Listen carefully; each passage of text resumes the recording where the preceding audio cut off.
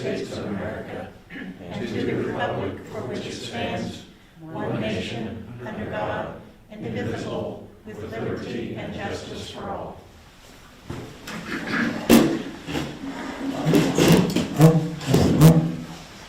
this point, there is one person for public input. Larry Vanderweg.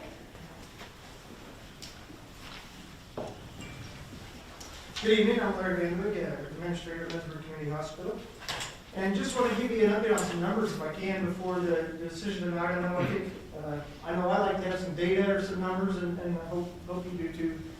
You know, in March we had 1 positive out of 57 tests at LCH, and so far in April we have had 2 positives out of 23 tests. And I know there's been testing at Auburn as well, and I don't think they've had really any positives since the last time I talked to them as well. So compare that with November when we had over 200 positives out of 439 tests. So the volume of those seeking tests and also the volume of positives has dropped dramatically, which is very good for all of us.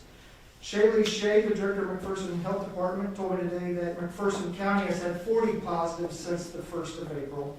Again, much improved in our county from the winter months, but still a little higher than what we saw last summer. On the vaccination front, LCH has given 2,250 total doses thus far. Out of that number, 1,230 people have received the full vaccine regimen, whether that was 2 doses of Pfizer, 2 doses of Moderna, or 1 dose of Johnson & Johnson. And we have given all 3. We have 310 second-round Moderna doses scheduled over the next 2 weeks, so 310 more people to get fully vaccinated. I believe Auburn has vaccinated over 200 people, and that doesn't count those vaccinated in our long-term care facilities through the long-term care program, both residents and employees, as well as the many other people that have gone outside of our community to get the vaccine as well through other pharmacies or other clinics, which is all fantastic. Requests for further vaccine appointments are dwindling, and frankly, we've stopped ordering vaccine because the number of people wanting the vaccine has slowed to pretty much a stop at this point. But again, looking at those numbers, both of the COVID and the vaccine, it's all very positive news in reducing COVID-19.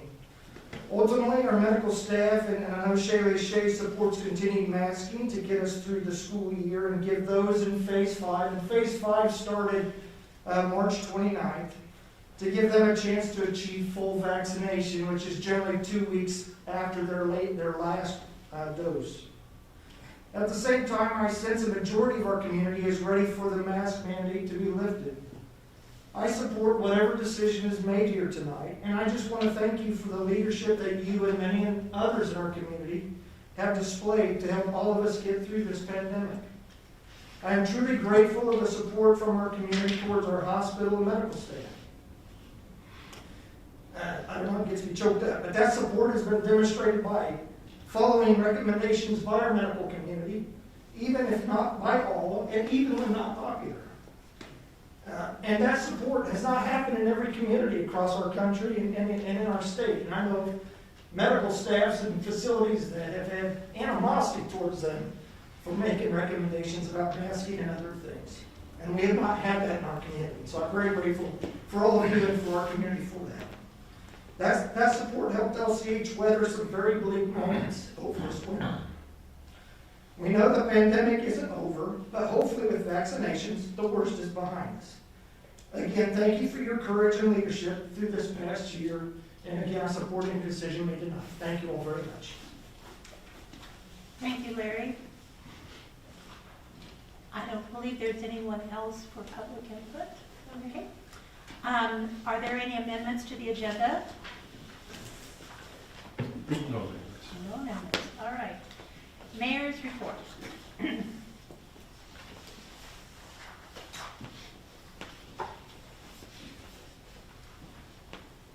This is a proclamation for the Administrative Professionals Day. And I want to name 2 people who are on our staff, Cassie Johnson and Angela Barber in the police department. These 2 women are administrative professionals. Whereas administrative professionals play an essential role in coordinating the office operation of businesses, government, educational institutions, and other organizations. And whereas the work of administrative professionals today requires advanced knowledge and expertise in communications, computer software, office technology, project management, organization, customer service, and other vital office management responsibilities.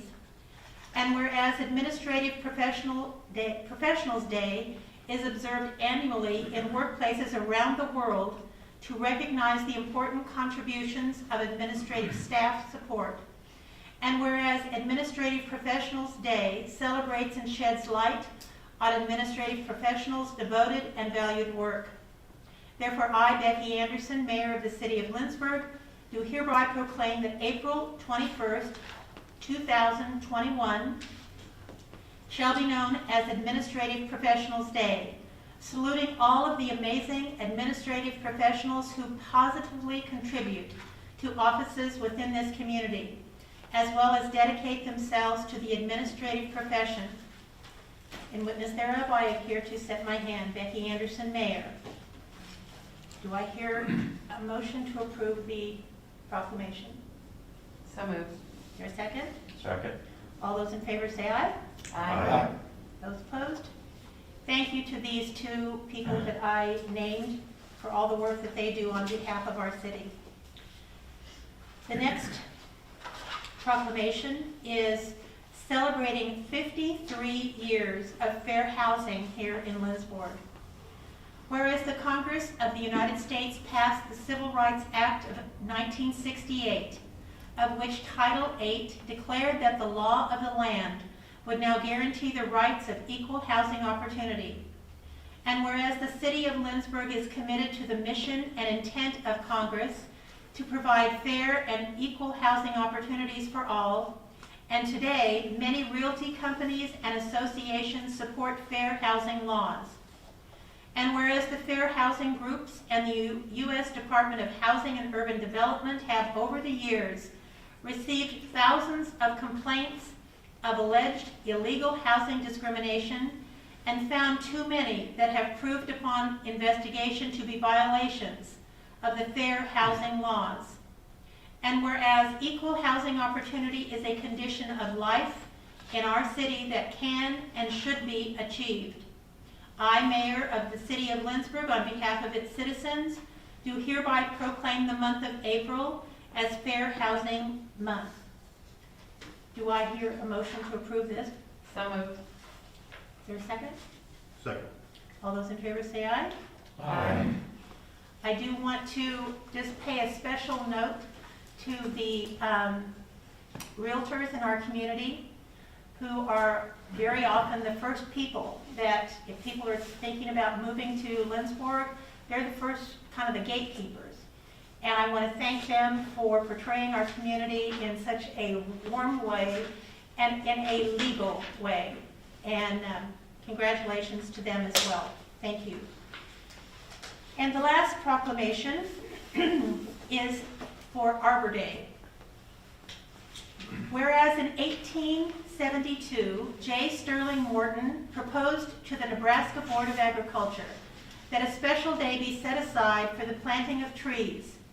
And whereas this holiday, called Arbor Day, was first observed with the planting of more than 1 million trees in Nebraska, and whereas Arbor Day is now observed throughout the nation and the world, and whereas trees can reduce the erosion of our precious topsoil by wind and water, cut heating and cooling costs, moderate the temperature, clean the air, produce life-giving oxygen, and provide habitat for wildlife. And whereas trees are a renewable resource, giving us paper, wood for our homes, fuel for our fires, and countless other wood products. And whereas trees in our city increase property values, enhance the economic vitality of business areas, and beautify our community. And whereas trees, wherever they are planted, are a source of joy and spiritual renewal. Arbor Day will be celebrated on April 30th, 2021 in the city of Lindsborg. Do I hear a motion to approve this? So moved. Sorry, second? Second. All those in favor say aye. Aye. All right, thank you. To continue with the mayor's report, I just want to say a little bit about Arbor Day. Gary, I'm not sure how many years we have been Tree City USA. We're in our 37th year. 37 years. We have a tree committee. Gary, how many people are on that? We have 7 that serve on the tree board. And over time, in your tenure here in Linsborg, how many do you suppose? How many? People have been on that committee. Oh, I'm going to say 30, 35. Okay. This is an opportunity for people to serve in their community. This group of people do a lot of things that I'm talking about the tree board. One is making sure that we comply and we support the Arbor Day activities. Just one further aside, when Olaf Olson, who was one of the original founders of Linsborg, came here in 1869, one of his writings talked about he saw a great forest around Linsborg. And I'm not sure we have that forest yet, but we're moving on it. And but I think that we all understand the importance of trees, and I do want to say a special thanks to Gary, Noah Flores, who's on Gary's staff, and also all the people on the tree board. Please convey our thanks. Thank you very much. I think that's it as far as mayor. All right. Do I hear approval for the consent agenda? Motion to approve. Second. All right, moved and seconded. Roxy? Jody, Yes. Emil, Yes. Rebecca, Yes. Blaine, Yes. Rick, Yes. Kirsten, Yes. Ed, Yes. Mark. Yes. Consent agenda is approved. We have many committee appointments. Roxy, I didn't ask you this before, but do you want to read all of those? Sure.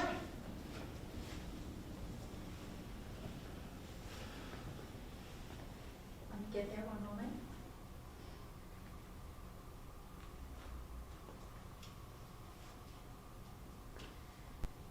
For the Housing Authority, we have Marion Linshield, who's being reappointed, and Bill Nelson. For the Golf Course Advisory Board, we have Connor Chambers, Holly Toll, Trevor Whitaker, and reappointing Bill Parrish, Jim Osner, and Mike Dreyer. The Recreation Advisory Board is Sally Hefner and reappointing Kelsey Swisher. The Tree Board is we're reappointing Carmen Almquist and Bob Ash. The Board of Zoning and Appeals, reappointing Norman Dower and Marv Anderson. Planning and Zoning, reappointing Dale Whetstone and Molly Johnson. Library Board, reappointing Sandy Patrick and Gary Carter. Design Review, reappointing Elgene Swisher. Sister City Committee, reappointing Don Anderson and Mark Anderson. And the Public Safety Advisory Committee, Joshua Schneider. Do I hear a motion to approve all of these appointments? So moved. Second? Second. Moved and seconded. All those in favor say aye. Aye. All those opposed? And I just want to say to Trevor Whitaker, who is here this evening, thank you for serving. And to all the council members, I do occasionally get recommendations of someone that you know that you think would be good on one of our local committees. So please continue to think about that. And but we do want to thank you all, to all those many people who do serve on various committees. Chief, you have an appointment? Yes, good evening, Mayor, Council. I'm requesting the acceptance of a new member to the Volunteer Fire Service for the City of Linsborg. New member is Ethan Steinbrook. He works as a lineman apprentice for the City of Linsborg in Public Works, and it is his desire to continue his service to our community by volunteering for our fire department. And I'm asking for your time and appreciation, time and attention to this, nominating and accepting for position of our fire And it was Ethan Steinbrook. Steinbrook. Do I hear a motion to approve this? So moved. Is there a second? Second. Been moved and seconded. All those in favor, say aye. Aye. Opposed? Please thank Ethan. I will, thank you. Next item is planning and zoning. And I believe that we're going to be talking about comprehensive plan. Yes, this evening we have with us Tyler Waldorf with Shockey Consulting. He was the project lead for Shockey and working with the community on the development of an updated comprehensive plan. He has will present some of the information from the comprehensive plan this evening, available for questions, and upon completion of the presentation and questions, there's ordinance 5293, which would adopt the comprehensive plan. So with that, welcome Tyler. Thank you, Greg. Good evening, everybody. It's a pleasure to be back here in person. I think the last time we were together was in September, so this is certainly refreshing, and I think we'll work a little better than our format at the last meeting. So it's great to be back in person. And Greg, thank you for the introduction. It's been really wonderful working with all of you and the rest of the Linsborg community throughout this comprehensive plan process that we started last summer. And so, as Greg mentioned, I'm here tonight to kind of give you a bit of a presentation that recaps the process, talks about the engagement received, and then how all of that really shaped the plan that's before you. Everybody should have a copy of both the comprehensive plan and also the strategic plan, and I'll get into that here in a little bit. So, as I mentioned, really we want to just kind of recap. A lot of this will be old news to you all, but just kind of to refresh everybody's memory about really what got us here and kind of why we're here to ask for adoption this evening, especially as Linsborg looks forward to the next 20 years and moving forward together for a really successful future. So in terms of the comprehensive plan, what is it and why did we do it? And again, as I mentioned, it really lays out a 20-year vision for your community as you look to develop, grow, and even redevelopment over that time frame and beyond, of course. It is an update to your current community comprehensive plan, which was adopted in 2005. And with the pandemic and also the need to have a strategic plan, we have throughout the process included the strategic plan, which of course, as you all are familiar with, is the shorter term action items that really will kind of hopefully guide your decision making over the next 3 or so years. And then also the other goal of the comprehensive plan is to make sure that it aligns with so many of your initiatives and planning efforts that are already underway. And so I think you'll see throughout the plan that that is incorporated to make sure that all of that good work is ongoing. I won't read through all of these, but really the comprehensive plan, as I mentioned, establishes the shared vision. It recommends economically sustainable growth and land use policies. And really it's to energize your community for a better and thriving future into the future. It adheres to the existing and proposed policies and goals. Most importantly, hopefully, it's adoptable, and then, of course, it's implementable. So we want this to be a tool for you all and the Planning Commission to use into the future. So a little bit of a reminder of what the process was and how we got here. As I mentioned, we really started this endeavor after a little bit of delay with the onset of the pandemic in June of last year. And so we are about at 10 months now, and it's been a really enjoyable process, as I mentioned at the beginning. And so here we are tonight as planned for this presentation and hopeful adoption. Just a reminder of kind of some of our meetings here. Our last meeting with you all took place in February, And then since then, we met with the Planning Commission in March, at which point we also presented the draft framework and the plan to them, and we're fortunate to receive their vote in recommending adoption to you all this evening. So I want to talk about the community engagement that we received along the way. This is just a little bit of a graphic of the many components of our engagement and communications process, starting out with the launch and making sure that we really got some great branding. You guys already had strong branding for the community, and so we, of course, incorporated that into ours. And then the phase in green there is kind of our outward one-way communication. So I'll get into that in a little bit, but everything from city newsletters and the website. And then the final one is really kind of the two-way communication and what we received from the community. So obviously, I don't think we intended to start this process, or you didn't, with the start of COVID-19. So we certainly had to pivot a bit, as did everybody. But really, our goal throughout this process, regardless of the pandemic, was to make sure that we followed the CDC guidelines, kept everybody who was participating safe, but most importantly, we wanted to maintain that the engagement process was inclusive, meaningful, multifaceted, innovative, and creative. And so hopefully we achieved that, and I think the plan encompasses so much of the great thought and input that the community provided, and that we worked with you all throughout as well with your input. And so here tonight to share a little bit about what we heard and how that really formed so much of what you see in the plan. So just a little recap of who the stakeholders are and who we engaged.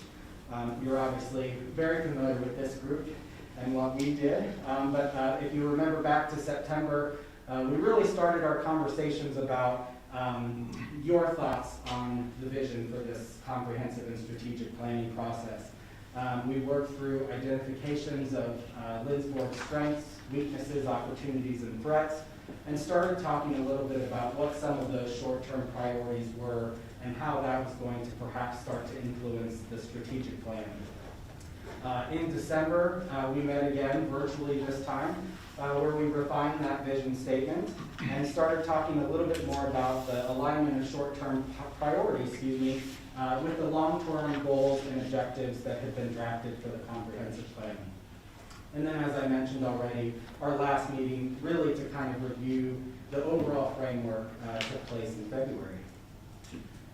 We've also engaged the Planning Commission, of course. This will be a guide document for them as well. And so provided them kind of an overall and progress update back in November so they could be informed of where we were at that stage and what the next steps were. In January, we met with them again and really kind of got some input as to the future land use plan, land use policies, and some of their priorities to make sure we were incorporating their perspective as well into the comprehensive plan.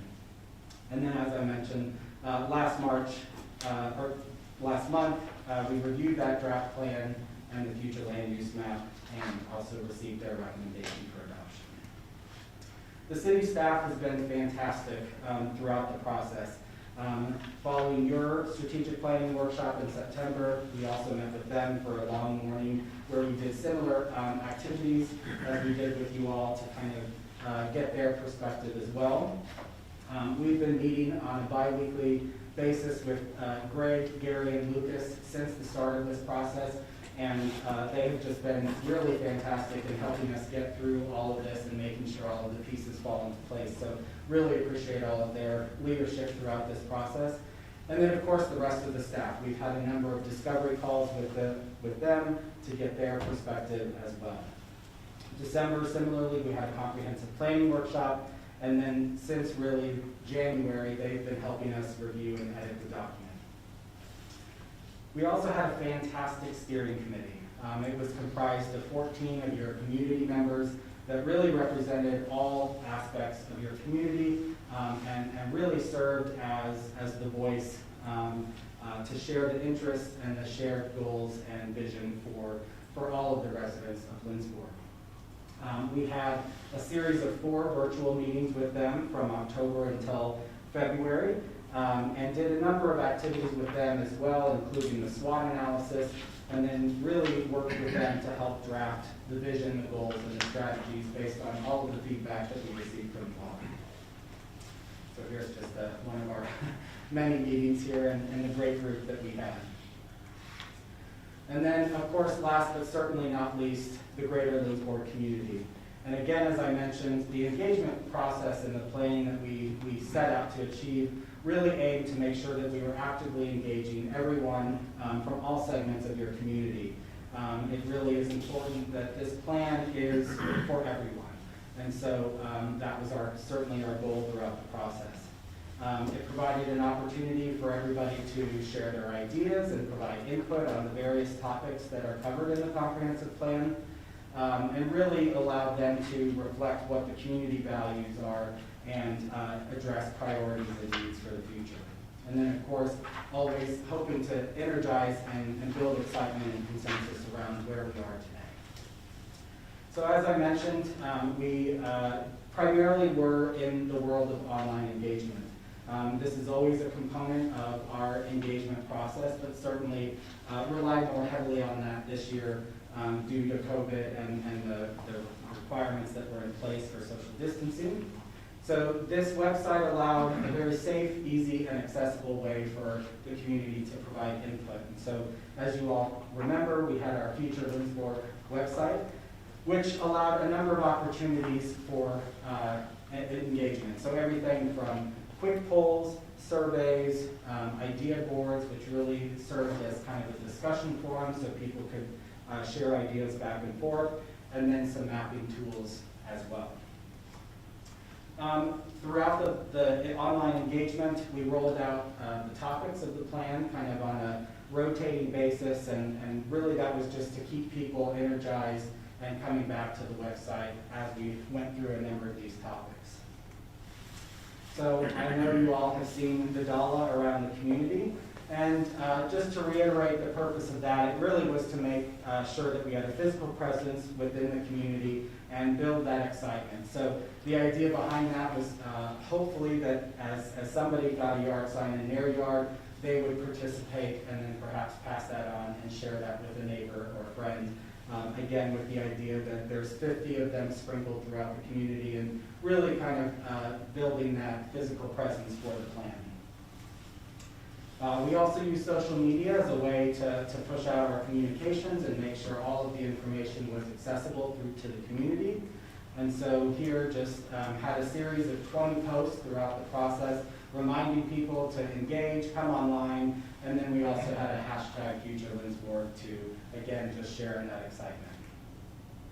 So in terms of the numbers, how many were engaged? A little bit about the site traffic. So you can see here that Facebook really was the predominant driver for most people who were engaging online, followed after the DALA and people using the QR codes to access. So we had over 1,600 site visits to the Future Linsborg site. Now, you could opt to register. You did not have to register to participate, so just keep that in mind when you see the number of 82 registered participants. But also know that 82 registered participants is fantastic considering you might not get that if we were to have held an in-person open house or public workshop. So just keep some of those things in mind. In terms of engaged visitors, these are people who contributed to activities and some of the tools. So we had almost 400 individual participation there. The 472 for informed visitors, those are really people who clicked around the site, got familiar with it, perhaps participated in something. And then aware visitors, that number of 883 there, those are people who primarily just viewed the page and perhaps moved on. So as I mentioned, we really wanted to make sure that the engagement process was inclusive and representative of your community. So here's a little snapshot of those that were registered on the site. And so a fairly good distribution from the age range and also where they live in Lindsborg. including people who don't live in your community but still participated in the engagement activities.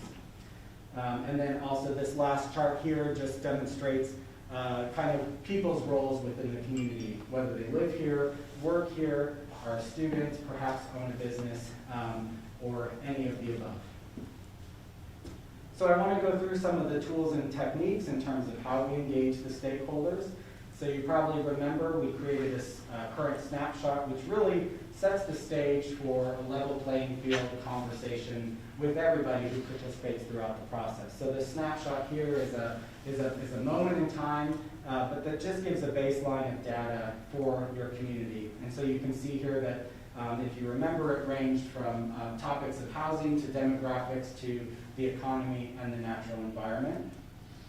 We also talked about trends and really encouraging strategic foresight along the way with all of our stakeholders as we evaluated what the future needs of your community were.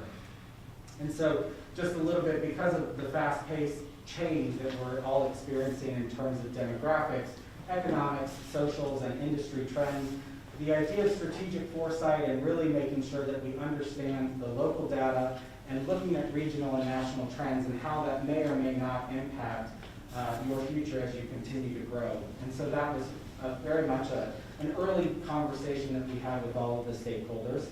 And I won't go through these, but just a reminder, we looked at trends related to health and safety, equity, leisure, transport, and housing choice.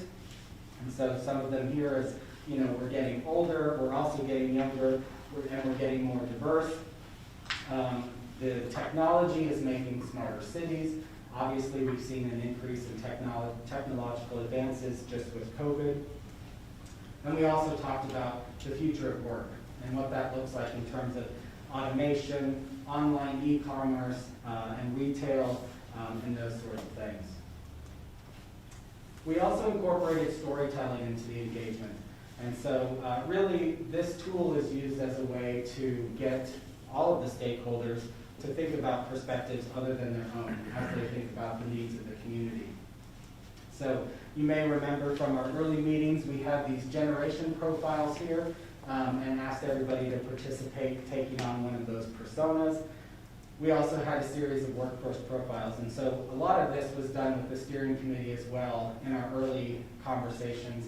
And it's amazing how much people really did try to take on that persona throughout the course of our discussions, to think about someone other than themselves and perhaps what they might need for the future as we think about the comprehensive plan. We also did a market analysis, and this is sprinkled throughout the comprehensive plan context. And again, this is kind of what are the local and regional market opportunities and projections. And I want to just emphasize that these numbers and the data provided is based on available data today and conversations with the economic development agencies in the region. But these really are reflective of the status quo. And so I just want to emphasize that to the group again. I know we've discussed this in the past. But really, this is just if there is no city or regional efforts to progress or improve the future. And the projections of those status quo really range from the current trends you're experiencing in slight population decline to perhaps a greater share of the slight regional growth that is expected over the next 20 years. But again, that to say, this is certainly not doom and gloom, and I think the comprehensive plan and all of the conversations we've had, especially about the vision, which I'll get to, really help shape what can happen here in Linsborg.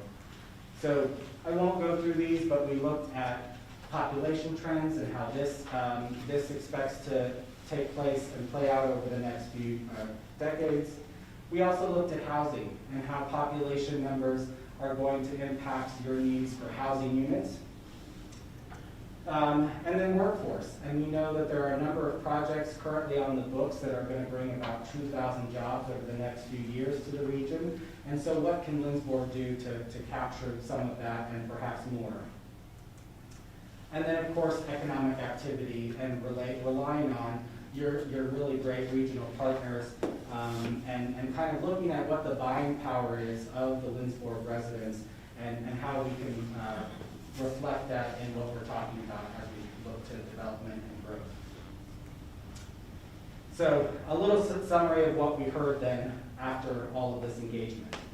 And I think it was said here in one of our meetings with you all in one of our workshops, but it was re-emphasized throughout the entire process, whether it was the steering committee or the community at large, and that really is that Lindsborg is a community of choice. Whether someone chooses to live here and work elsewhere, or have grown up here or moved here because they came back to be with someone else's family. So obviously you know all of those stories, but this really rang true. And so this kind of really laid the foundation for so much of what is included in the comprehensive plan.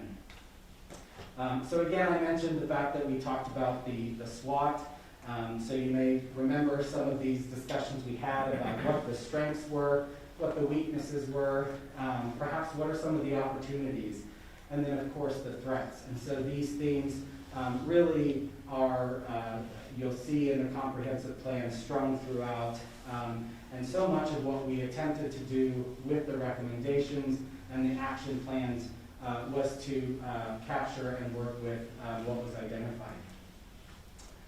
So again, to kind of go back to the community of choice, in one of our survey questions, we asked, what do you all want to see for Lindsborg in 2040? And so 72% of the respondents said our community is a place where people feel welcome and want to live, work, and play.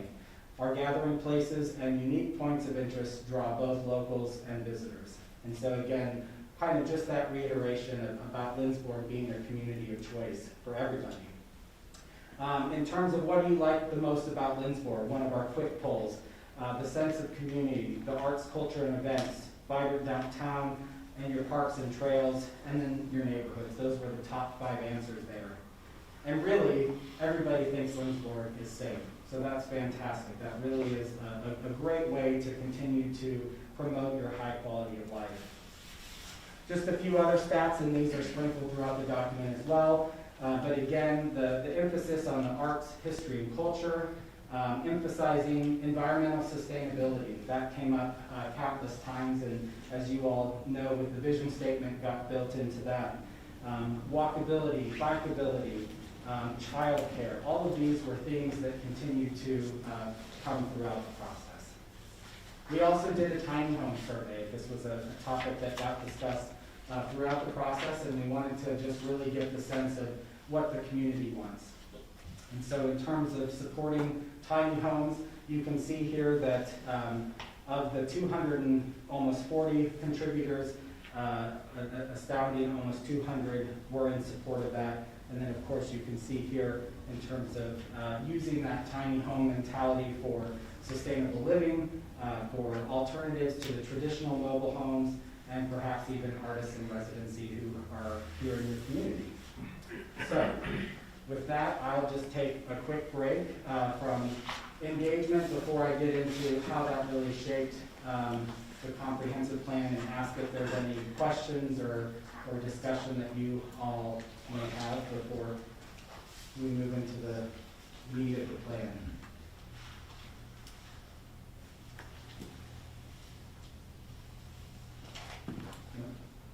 Okay. So, really, all of this helped to shape the vision statement, which is in the comprehensive plan, and really will be the guide for you all as you continue to make decisions into the future. And this is the aspiration. So this is really what you want for Lindsborg to look like in 2040. And so here you see, in 2040, people choose Lindsborg, Little Sweden, USA, a welcoming, diverse, and sustainable community with a high quality of life where we embrace the arts, innovation, and lifelong learning so everyone can flourish. Lindsborg is home. So again, even from some of what we heard in the engagement, and as you all remember from our discussions, so much is packed into this vision statement, and I think it's a really strong guide for you all. And the goals and the objectives and the rest of the plan really are intended to support this overall vision. This also led us to a bit of a growth strategy. Now this really kind of came throughout the process here. but just looking at what are some of the overarching themes to help us achieve that vision. And so, again, going back to the conversation about the market analysis, it really is about being proactive and making sure that Lindsborg continues to thrive, continues to be successful into the future, and that is by attracting new residents and economic activity to ensure that vibrancy and the community thrives into the future. And so again, just reemphasizing that Lindsborg is about being a place that everyone wants to call home in 2040. And so some of those themes were continuing to strengthen and promote the very high quality of life that you all enjoy here in the community. Championing childcare as a unique economic development tool for your community. And I know there's already been so much great work around that, and so continuing that and strengthening that. Also, as I mentioned earlier, your regional economic development partners, and really making sure that there is a very strong collaboration with them as they work to not only bring jobs in, but promote Lindsborg as a place for their new workers to find a home. And then a lot of our conversations, especially as we get into the future land use, look to that opportunity of the potential interchange at Wells Fargo and I-135. And really looking at that for opportunity and potential for expanding your tax base, looking at new commercial, industrial, and of course, residential opportunities. Any questions about either of those kind of higher level components before I move on?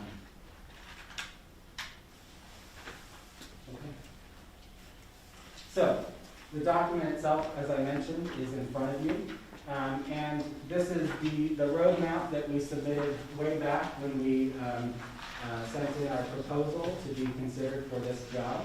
And really just kind of helps map out so much of what is in the document, starting with the vision, moving to the goals and objectives, strategies, and then policies and local actions, which really will be your toolkit as you make decisions. So the framework here, as I mentioned, starts with that aspirational vision statement. We also have critical questions that are embedded throughout the plan as well, and those really are what we intend the plan to answer. And so those critical questions were developed very on in the process with the staff, and really kind of set up so much of why the structure is the way it's structured. And so much of the engagement questions were shaped by those critical questions. And then, of course, the goals, objectives, strategies, local actions, and land use policies. And I just put the numbers there, tallied up throughout how many are incorporated throughout the plan, just as kind of a quick visual for you all. So a note as well about some of what's included throughout the plan. The triangle denotes priority by the steering committee. And so you'll see in the sections related to the strategies and local actions that we asked the steering committee in our last meeting with them in February to help us prioritize. So this is a little different than your prioritization of those items that ended up in the strategic plan, but nonetheless intended to be a priority as the community looks to grow and develop. And then, as I mentioned with the engagement responses, you'll see throughout that really we included snippets of the engagement to demonstrate the support around so much of what's included in the plan. So I'm not going to go through all of the goals. We've done that now twice with you all. So, but just a reminder of what the structure is. So there are 6 chapters to the comprehensive plan, the first one being around community identity. And so the topics that are emphasized here are your history and heritage, the cultural and historic resources of the community, your unique attractions, and the community appearance. Chapter 2 is about being a safe and healthy community. And so our topics were public health and well-being, public safety, and of course, recreation and leisure, which I'm sure you all remember had a lot of discussion and a lot of interest here with the community input. Chapter 3 is a big one. It's the built environment, and so this covers topics ranging from your neighborhoods and housing, to mobility and transportation, infrastructure and utilities, and last but not least, the public facilities to provide quality city services.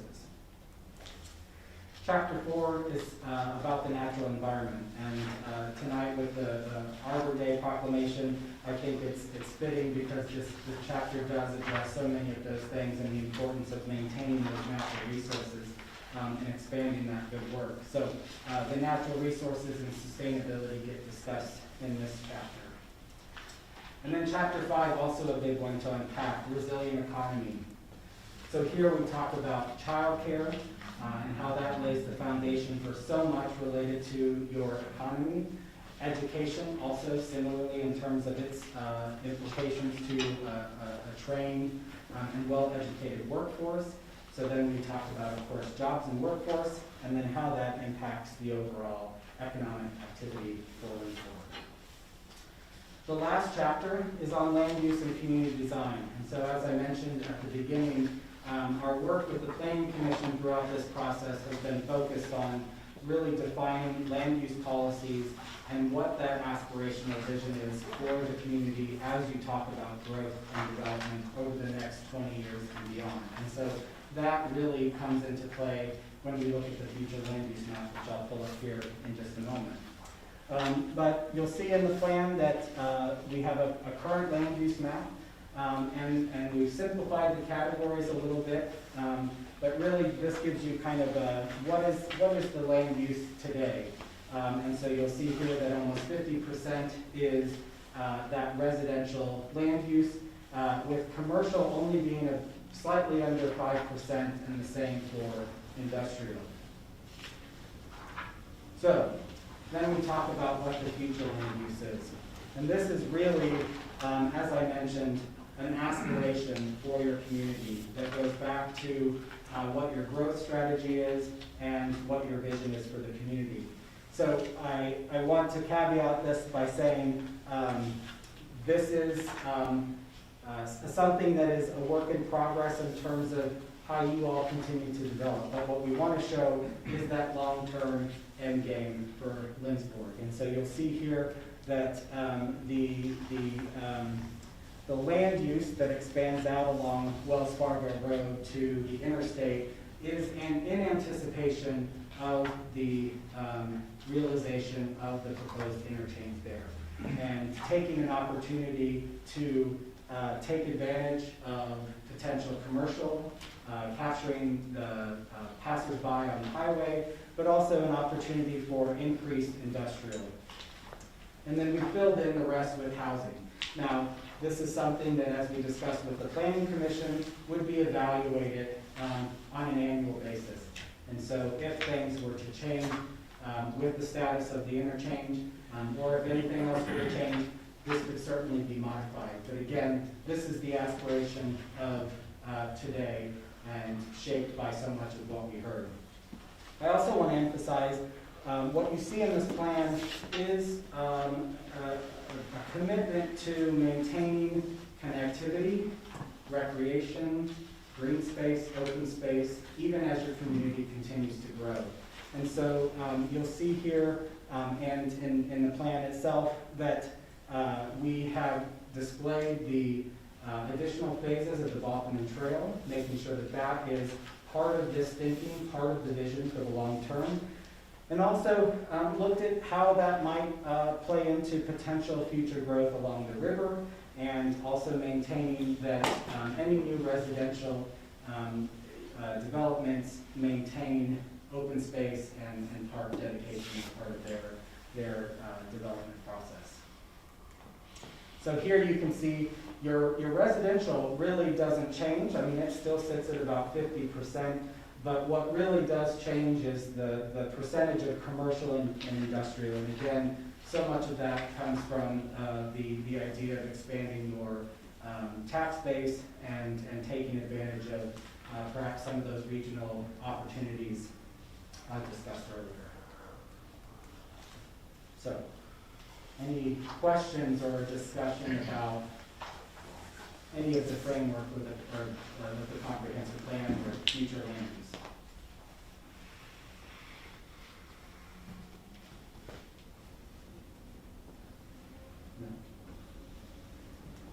Okay. So then also in front of you is the strategic plan. And as I mentioned at the beginning, this is really meant to be your guide over the next few years as you make decisions. And so all of these were pulled from local actions in the comprehensive plan. So these are not in addition to, they are already embedded in the comprehensive plan. But this document is intended to be really kind of a quick reference sheet for you all as you meet over the next few years and kind of think back to what are some of the overall goals and objectives, and of course then what are the local actions that might help us achieve those things.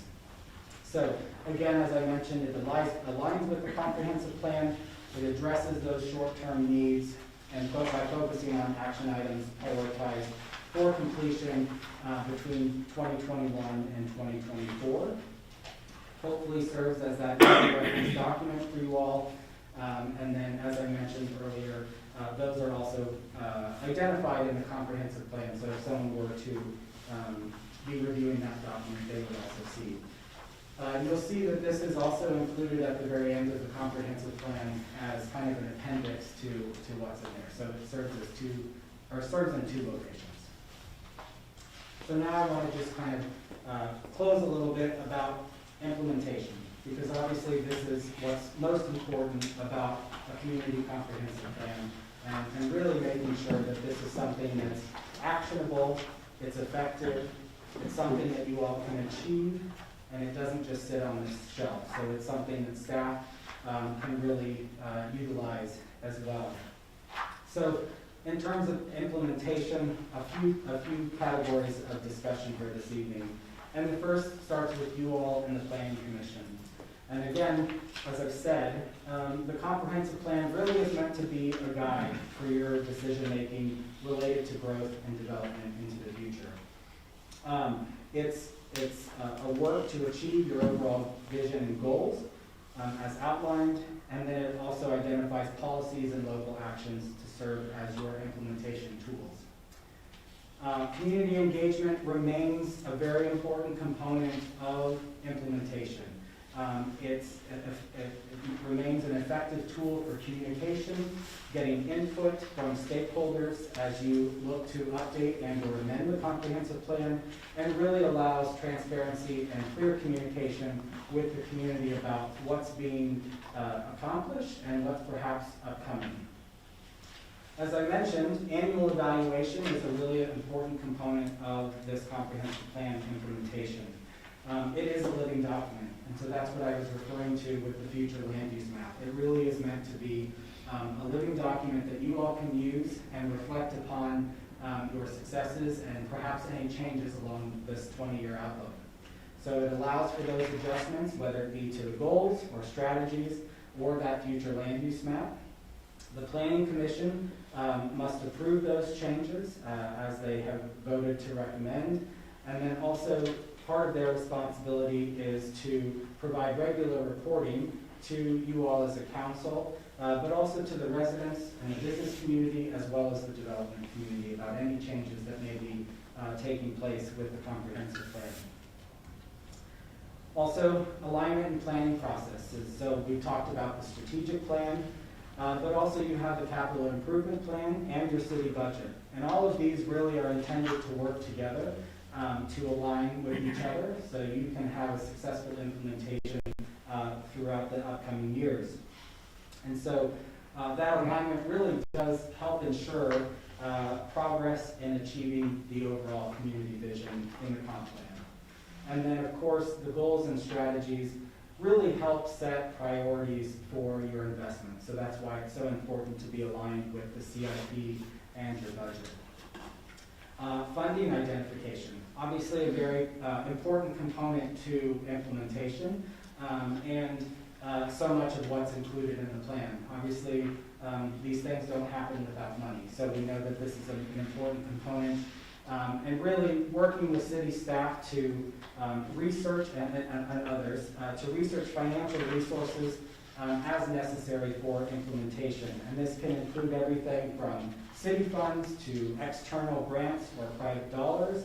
And really, as you all know, the identification of these funding sources really does impact the budget and the CIP planning process. And then lastly, as I mentioned at the beginning, this really is a document for everybody. And so making sure that there's interagency and organizational cooperation with those in your community, that really is to help coordinate and support and encourage the relationships between the city and these external agencies. And so referencing these agencies, or referring these agencies to the comp plan is important, so they have an idea of how they fit into this puzzle and what they can do to support that, and how the city can also perhaps effectively leverage their resources and their assets and what they provide to your community as well. So with that, I know the next step is about voting for adoption, but then of course, as we just touched on, implementing. But I think most importantly, and what's I think most exciting about working on these comprehensive plans is really what's next for you all and your future, and for the community. It's been, like I said, such a joy to come here, get to know you all, and get to know your community. And so it's exciting for us as consultants to anticipate what lies ahead for you all, and I'm sure more exciting for you all to see that all come to fruition. So that is the presentation, and again, very much appreciate all of your time and your commitment to this, and just thank you for allowing Shockey to guide the process with you all. So with that, I'll open up to questions or discussion, or Greg, I'll turn it back to you all for the next steps. So. Thank you, Tyler. Mayor? I just want to say that in speaking with many people who have interacted with your organization, it's been very positive. And so thank you. Watch us. We're going to do some great things. Coming out of COVID is going to be a new opportunity for us. And but having a plan at this point, I think, is very, very good. And we have a meeting, council, a week from today on the capital improvement. So we'll begin to work right away. So thank you very much for everything you brought to us.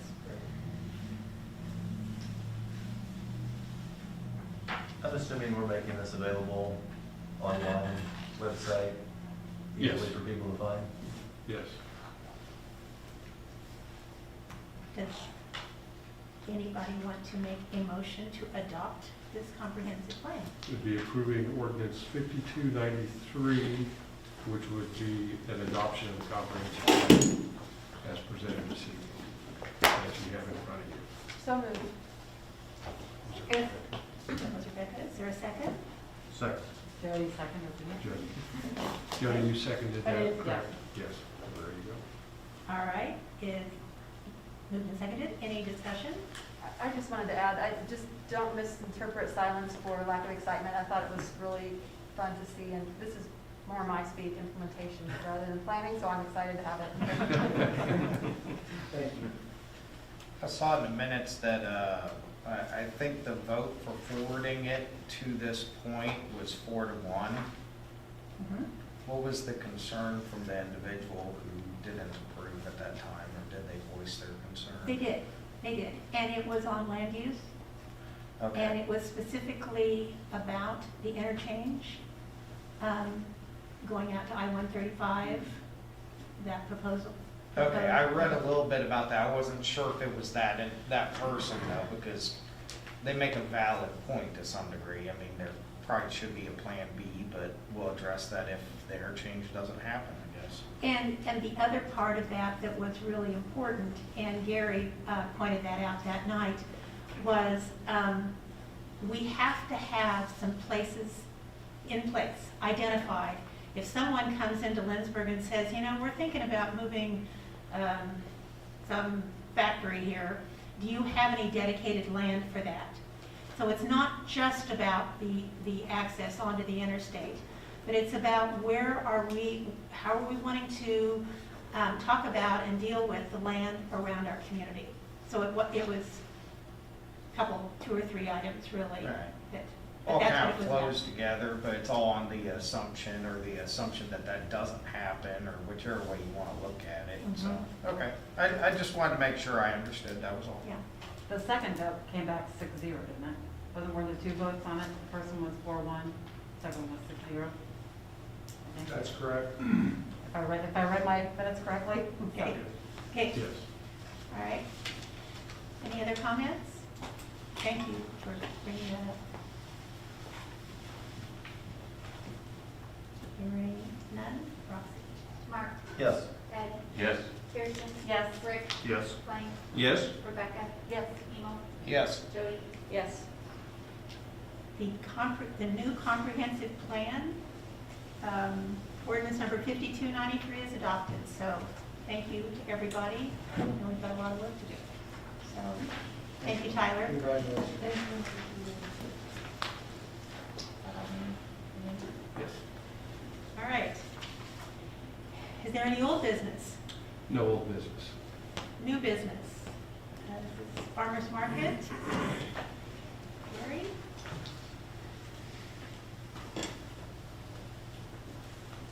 The zoning code allows farm markets in a city park with specific permission from you granted annually.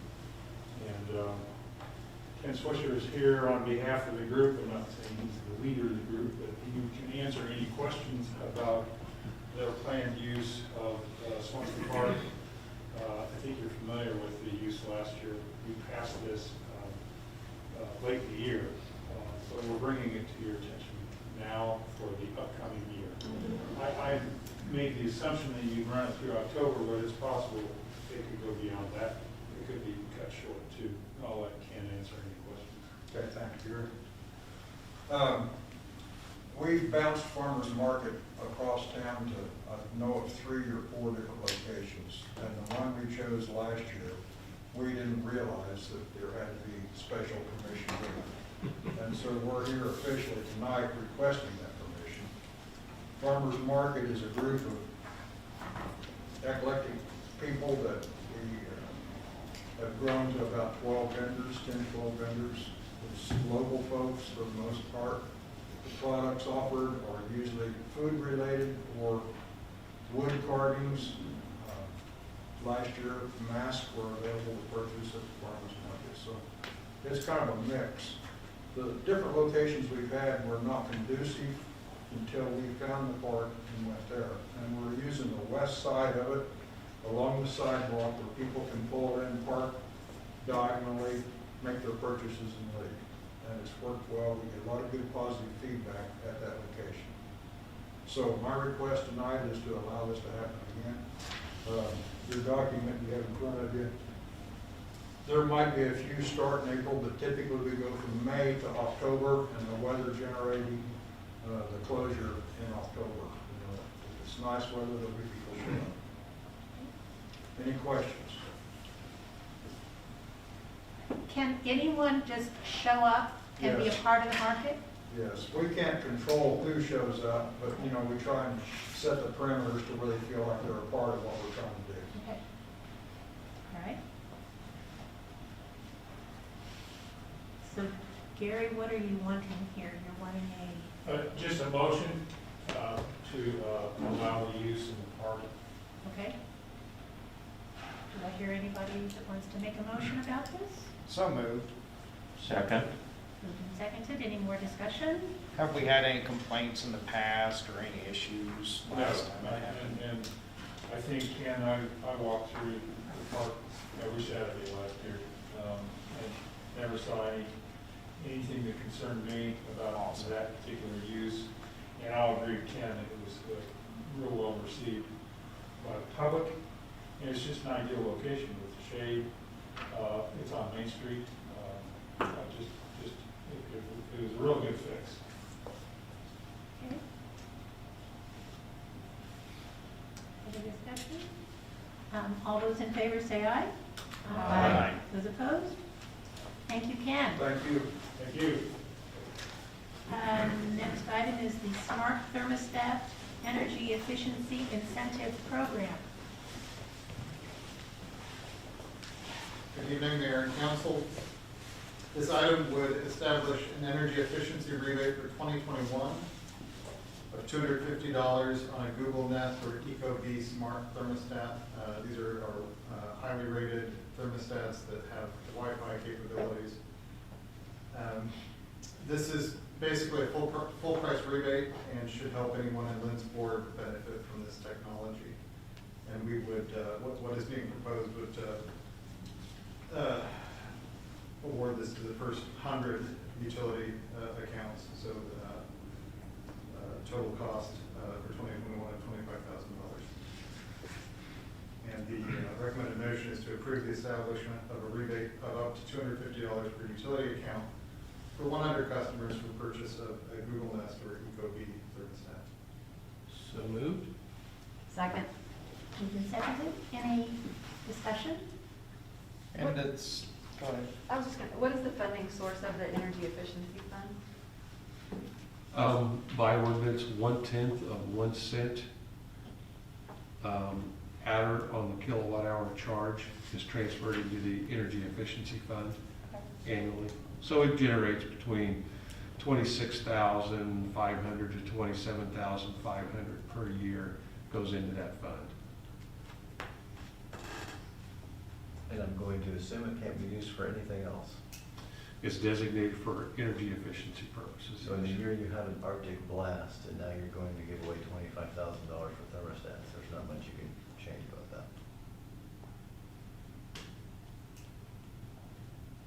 I think it's important to educate people on, we're saying Google Nest and ecobee, and I'm not sure we want to endorse that. We may want to let people choose their own thermostat, because we look like we're endorsing that, and there's definitely some downsides to having a digital thermostat like this. And there's lots of other brands that are just fine, like Honeywell and so on. Yeah, we've got Honeywell and it's worked great. We've had no problems with it. Another thing that I noticed on here was in the staff recommendation, it was for businesses and residential, and keep reiterating both, in the terminology and the way I read it was both, but then the application part, it's residential only, so one of those two needs to be made to match. Unless I'm just the only one who read it that way. It's in the first line, assist residents and business. Yeah, but then in the application, it's residential only. Okay. I'll make a change to that application. The intent was business or residential. The intent is business or residential, okay? So it says up to $250, so if the thermostat costs $100, They have to pay $100. they would pay back $100 to that person, or? Exactly. Okay. And I'm just asking, there's no way we can designate this $25,000 towards paying off the loan that we acquired? By ordinance, it's set for the energy efficiency fund. So to do that would be a violation of your own ordinance. Could we write a new ordinance? You could, yes. I don't have a problem with the energy efficiency fund at all. I mean, like the, higher SEER systems you can have installed, and it gives you a rebate towards that stuff. There's a lot of other things, I think, along that line too, that's done that have been beneficial. It's just, is this the way to do it right now? I don't know. How much do we actually have sitting in the fund right now? I understand what generates a year, but I also think that we haven't been using all of it every year for a while, because I know we don't have that many applications for the air conditioning systems and stuff like that. Well, for the years we ran the air conditioning rebate program, we were funding it about $30,000 a year, because it built up and then we were spending it down. And off the top of my head, I don't know off the top of my head how much we have in the fund. Because this would be in excess of that. We're still doing the rebate on air No, conditioning. no, we're not. We're not? Okay. And this would come from that same fund? Correct. We have run and I can't remember how many years ago, the programs we've run through the energy efficiency program have been energy efficient energy efficiency lighting, CFLs primarily, shows you how long ago that started, since CFLs are now on their way out and LEDs are the latest in technology for lighting. We've done a programmable thermostat program. We've done the air conditioner rebate program encouraging higher SEER units. And then now for a smart thermostat program is what's proposed this evening. And what was the reason you chose the Google Nest and the Echo Bee Smart? They're the most highly rated on Wirecutter, among others. And they are, the Wi-Fi enabled is an important feature for future program possibilities. Mm-hmm. You don't have to, I happen to have a Google Nest, you don't have to enable those features. You can use it without it, but having those features along with it allow for broader usage in the future. Well, and I would say that that's a valid point in some degree, because I know some people that were like truck drivers and they were gone during that event. If they could have gone their cell phone and turned their stuff down, they would have. Right. And they could do it remotely. Same with business owners and so on. I just don't think this is the best way to spend $25,000. I'm not sure there's any savings that we're gonna get from people having digital thermostats, because you can have a digital thermostat and still keep it on 65 all summer long. Do you have any suggestions for any better program I- other than this at this time? I just think that the 25,000 would be better served towards going towards our loan. Possibly Something else. investing in higher efficiency heating systems. I mean, there's still some people in town running 80% efficiency heat. I can tell you why we don't do heating systems. We are not a natural gas provider. These funds are generated through the electric fund. And so the idea behind developing energy efficiency towards electricity is it benefits our electric department, where on the natural gas side, we are not a provider, and therefore you're taking electric dollars to benefit another provider. And that's why we don't do space heating, because probably 90 to 95% of the space heating in Kansas is natural gas or propane. You know, quite frankly, I think this is great timing on this. Here we just went through in February where we had increased costs to every resident, every business in this community. And now we're hopefully providing an opportunity for future that maybe they wouldn't have had quite as big a load on their utilities. Well, and moreover, to what you're saying, I think it's just providing, there is a lot of focus on this right now. It's kind of seizing an opportunity to enable people to be even more aware. Because I think there's a lot of data that's available is there not when you have, I mean, as you start to have some ability to program more precisely. So. You know, I think as a city, we, one of our biggest charges is to provide services for our residents, for our businesses. To me, this is another way of doing that. In essence, it's their money. We're trying to give back a little bit. And maybe some people normally wouldn't be able to afford a $250 unit.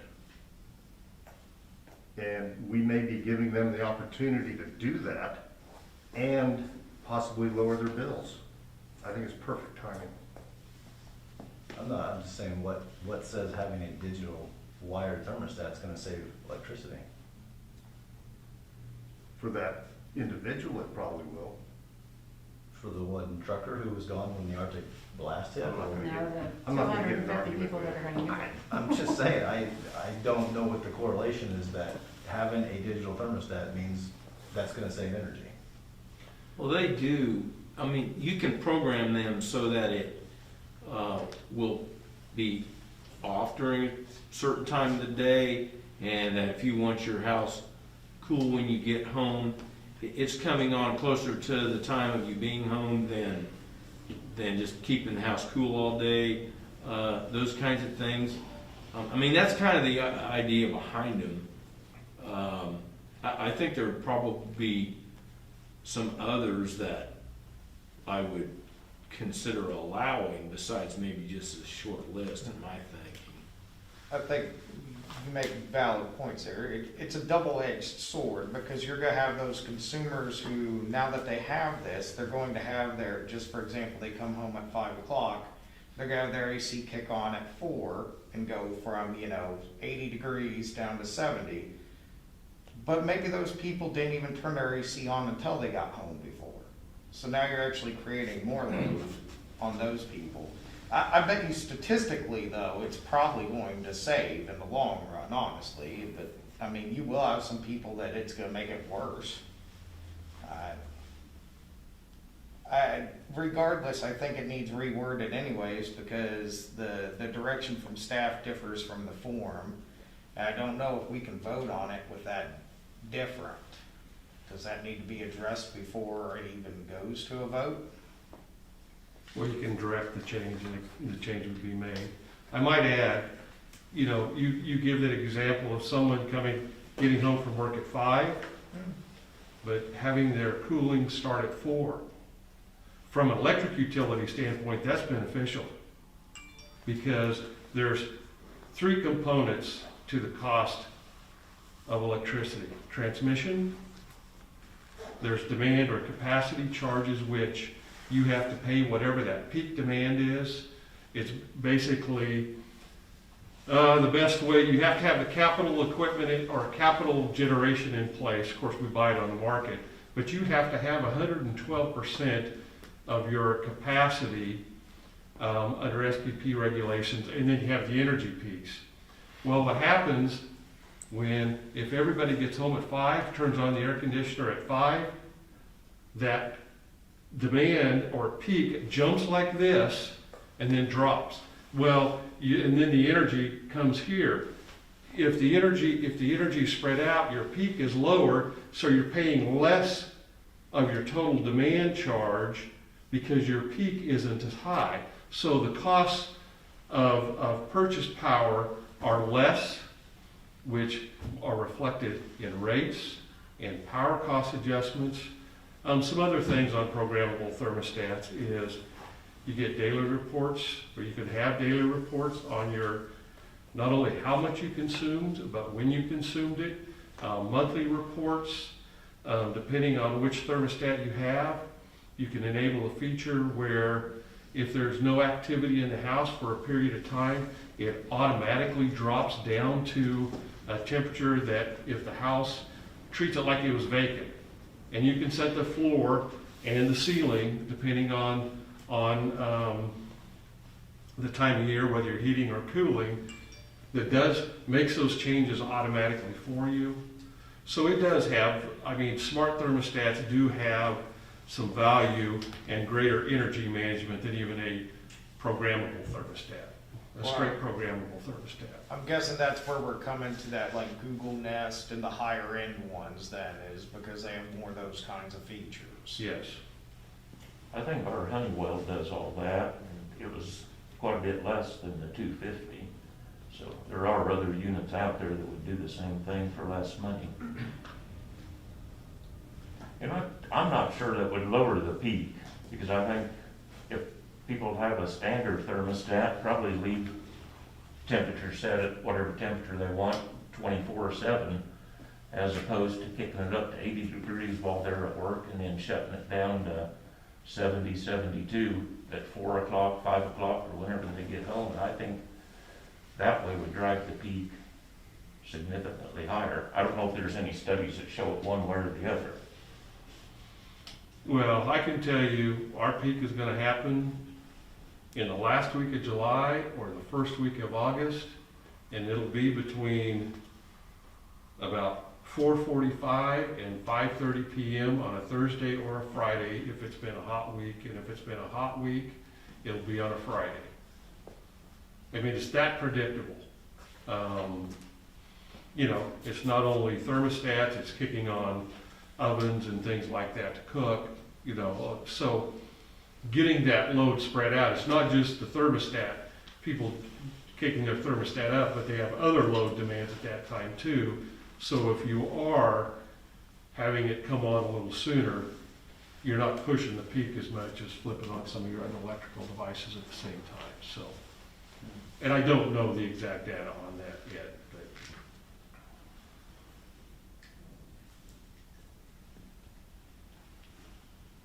Roxy, do we have a motion to approve this? Blaine motion, seconded by Kirsten. All right. Any more discussion on this?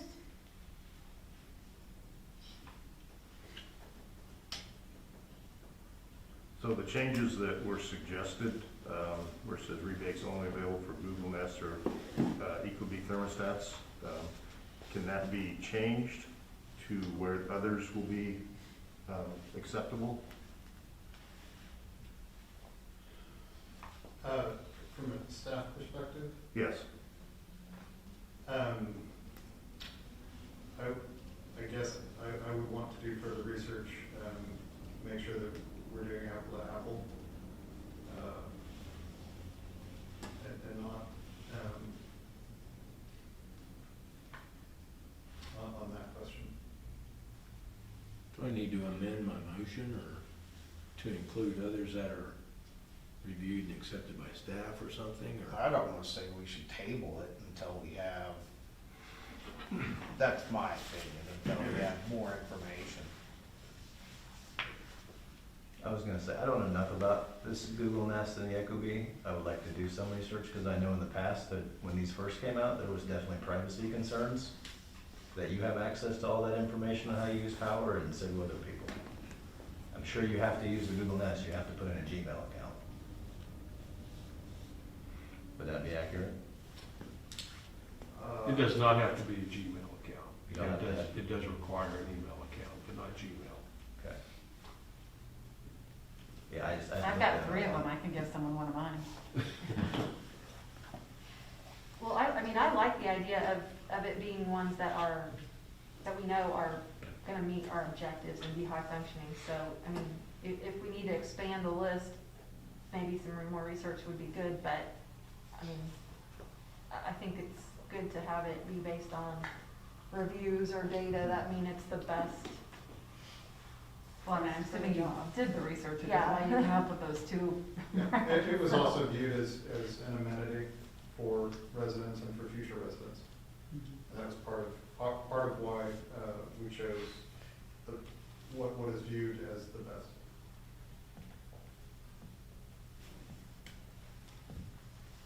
Was this to include business as well as residential? Yes, that was the intent. Okay. I'm not clear, are you just saying because the form says name, it doesn't say business name?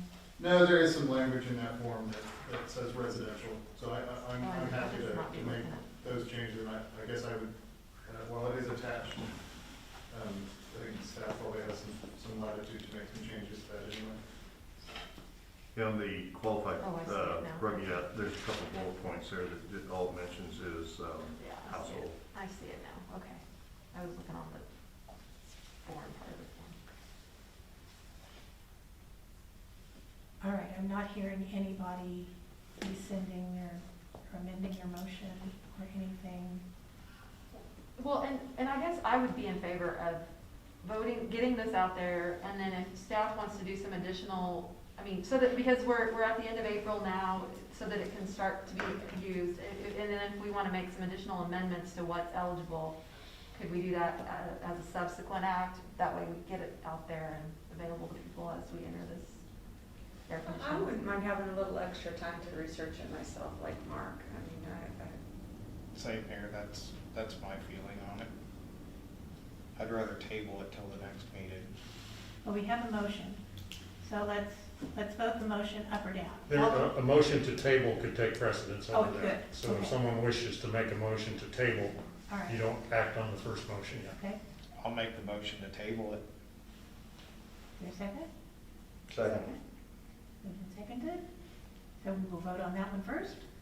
Correct. Go ahead. Right. Roxy? Yes. Kirsten, No. sorry, I need to make notes. Ed, Yes. Mark, Yes. Jody, Yes. Emil, Yes. Rebecca, No. Blaine. Yes.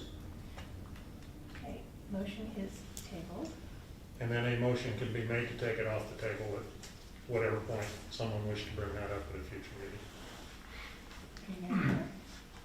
So we don't have to vote on that first No. motion at all, okay? Do I hear a motion to table this and bring it? We just- I mean, what did you want? I'm sorry, No, what there did was you- just a motion to table just passed. So the Right. first motion is Dead. It just sits. not voted down, not voted up. It just sits there until someone brings a motion to bring it back. But for does that discussion. enable it to be amended? You can amend it when you bring it back and discuss that motion. Okay. Yeah. So at this time, we can give direction to staff to research this again. You've heard all the discussion here tonight. Research it again. All of you who said you wanted, Mark, Jody, you want to research it on your own, please do bring back some information, and we can have another discussion on this. Awesome. All right? Thank you. We don't have to vote on anything. Yeah, unless you don't want to do it. We're gonna move on. Residential exterior incentive program, thank you, okay?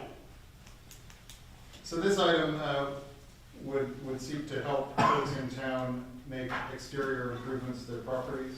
We've had lots of conversations over the last year about, there are certain properties in town that could use some paint or other exterior improvements. And the program would be a pilot for 2021, would be limited to $12,500, which would, under the scheme, serve 5 residents, unless they didn't take advantage of the full match. The full match would be a 50-50 match. The city would go up to $2,500 if a resident were spending $5,000. Any eligible costs are paint, siding, windows, all those exterior improvements, and or the removal and replacement of hazard trees. For improvements to the structure, the home needs to be built before the year 2000. Hazard trees, any hazard tree would be eligible, assuming it was recognized as such by an arborist. And the recommendation is a motion to approve the establishment of a reimbursement incentive for the improvement of residential properties built before the year 2000. Okay. Do I hear a motion? Motion to approve. Is there a second? Second. Okay, moved and seconded, discussion. The built before 2000, would that be a building permit or a permit to occupy, or what constitutes built before 2000? Some houses started in 1999 and finished in 2000. Where do they fall? I would be looking at checking the county appraiser's record for what their date on the structure is. And so I'm not sure what the answer to the question you asked is, except that I would go and my verification would be whatever the county says. I wonder if that's when the occupancy permit was approved, or, because do they not have that for residential too, or not? No, we file building permits, we don't have to file occupancy permits with the county. So essentially, it would be the date of the building permit when it was issued. Now, from a convenience and verification, it's simpler on older home. I mean, if you have a house built in 1910, the only way we're going to have to get any verifiable information is going to be through the county treasurer's or county treasurer's office. So that's why we would use that particular source for data. I have a question. So out of curiosity, not to pick on Bill here, but let's say Bill Gassinius here has a hazard tree in his yard, and he's gonna have his cousin cut it down, and his cousin's gonna, well, what keeps him from having his cousin cut it down for free, giving him a handwritten invoice taking that 50%, his cousin, he didn't even pay anything, he just gives his cousin 50%. Because, you know, he was gonna do it anyway as his buddy, and Bill has $100,000 in his checking account and $1 million in his savings, but there's no verbiage in here that protects him. Hypothetical's getting far out of a factual basis. Well, we could pretend that you went to a casino and lost all that the night before, I guess, we'll just say that. And, you know, I see no stipulations in here, nothing that shows that the person actually needs that help. It's just by faith, all right? And it is designed to be need blind for the pilot at least, but we're not going to do any income verification for this. If someone says, the only way I'm going to take out my tree is if I get this help, and they're one of our first 5 applicants, that was kind of how the program was set up. How do you determine first 5? Applications in the door.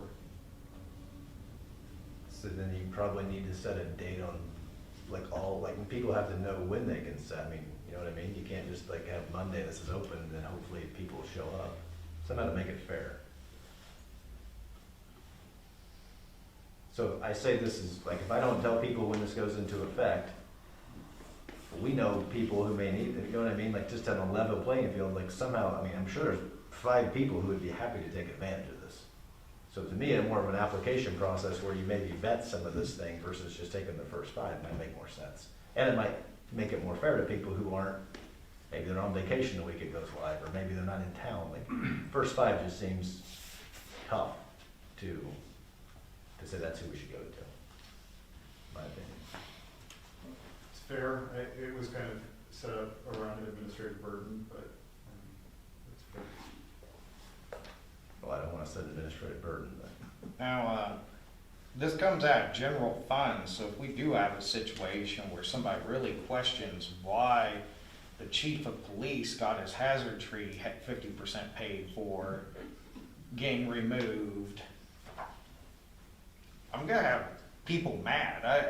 I'm just saying, I could already tell that's gonna be a hot button issue. There's gonna be some people really mad that that person got half of their tree taken out for free and they had all this money and went on vacation. I can already see it happening.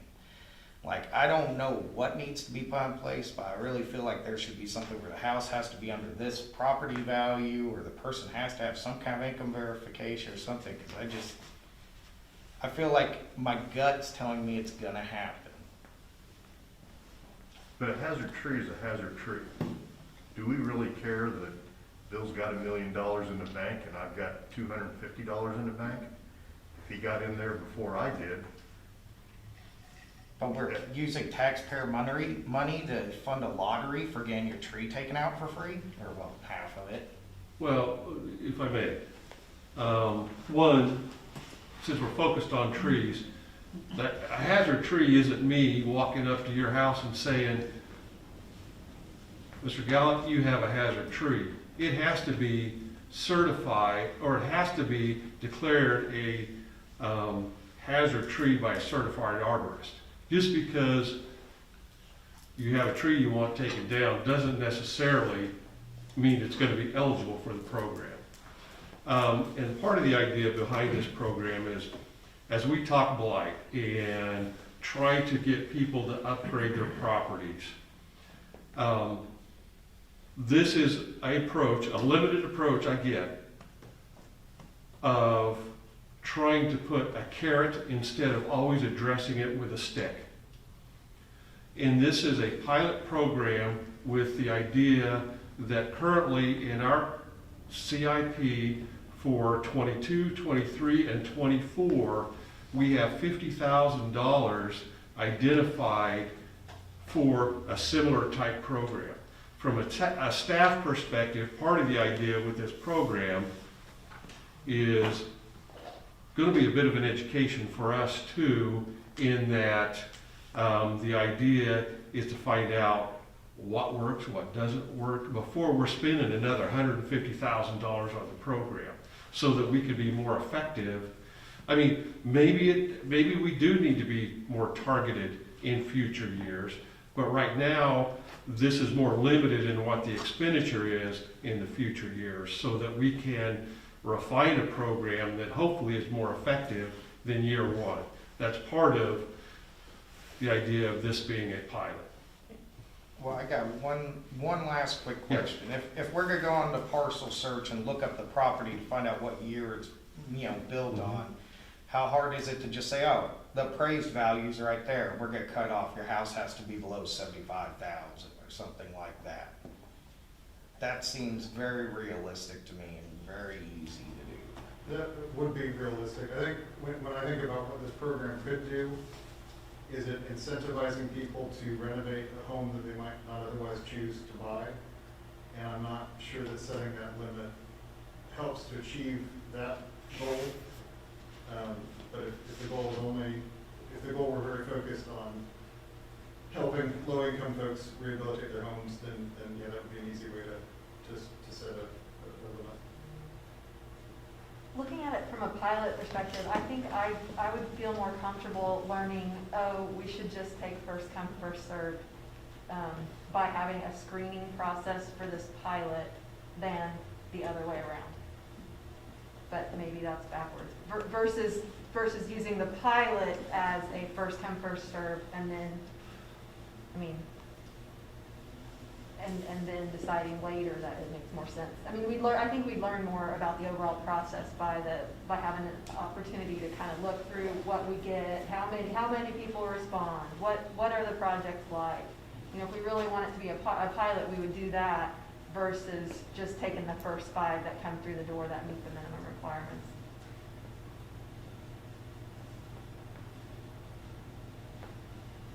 I just want to know how many certified arborists we have in town. We have several. I think we have, 3 on staff? 2 on staff. 2 on staff? All right. Certified or just arborists? Certified. That is excellent. Thank you.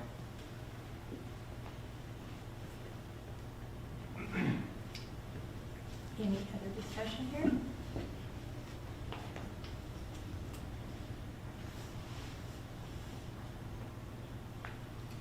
Hearing none? Rebecca? So if I don't want it to be, I'm sorry, I guess there's more discussion. So if I don't want it to be first come, first served, I vote no. Correct, as the program's currently set up, yes. No. Emo? No. Jody? Yes. Mark? No. Ed? No. Kirsten? Yes. Rick? Yes. Blaine? Yes. What is that? I have 4-4. You have 4-4? I have Jody, Kirsten, Rick, and Blaine for yes, and I have Rebecca, Emo, Mark, and Ed for no. Okay. I'll vote yes. Okay. All right, residential exterior incentive program passes. Thank you very much. Okay, ordinance number 5294, rescind the mandatory mask ordinance. Anybody want to speak to that? Just real quick, this ordinance would rescind the mandatory mask ordinance that was put in place by ordinance 5267. It remains in effect until it's rescinded by ordinance. And so after discussion last meeting, staff was directed to draft an ordinance rescinding this with the effective date in mid-May. So that's what you have in front of you today, or this evening.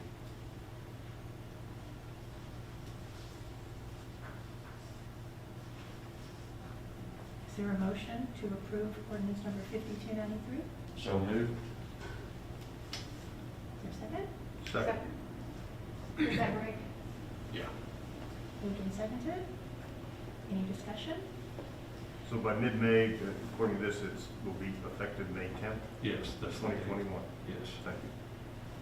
I contacted Shaylee Shea today because I just didn't like the dashboard we got last week, gave me the information I needed, so I contacted her today and told her that this ordinance was coming up for vote tonight, and she wrote back and said, and I asked for her input.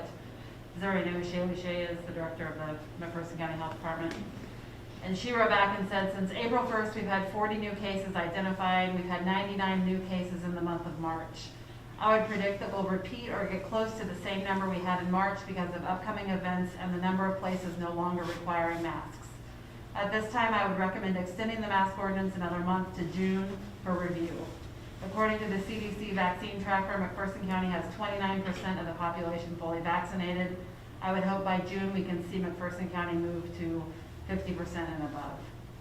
I know communities are planning upcoming spring and summer events. It will be important that in order to keep those events as scheduled, we continue to utilize the tools we have in our toolbox, like masks. Since school is also nearing the final weeks, I know there are many end-of-year events that are also big milestones in the community, and it will be crucial we keep current precautions in place to make sure those can continue as planned. So I want to share that with everybody. Thank you. Any other comments? I'm kind of looking at it the other way. I have not yet talked to one person who says we should keep these on.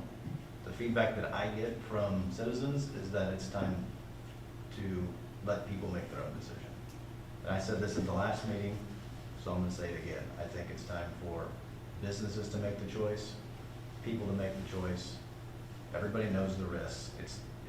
If other people are letting up, we're basically telling our businesses, you have to require a mask, which can affect their business.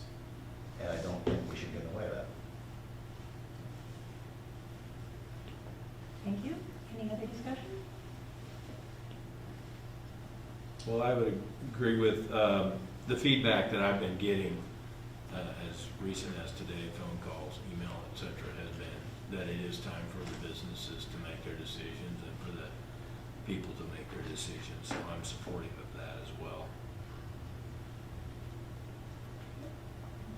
To further reiterate this, a vote of yes on this ordinance rescinds it. Correct. Yes, effective May 10th. But if we want to move the date up, how would we do that? You would have to amend the ordinance and. I'm sorry, Jody, what did you say? I asked how we would move the date forward. You could make a motion to amend the existing motion to adopt this ordinance by specifying a different date.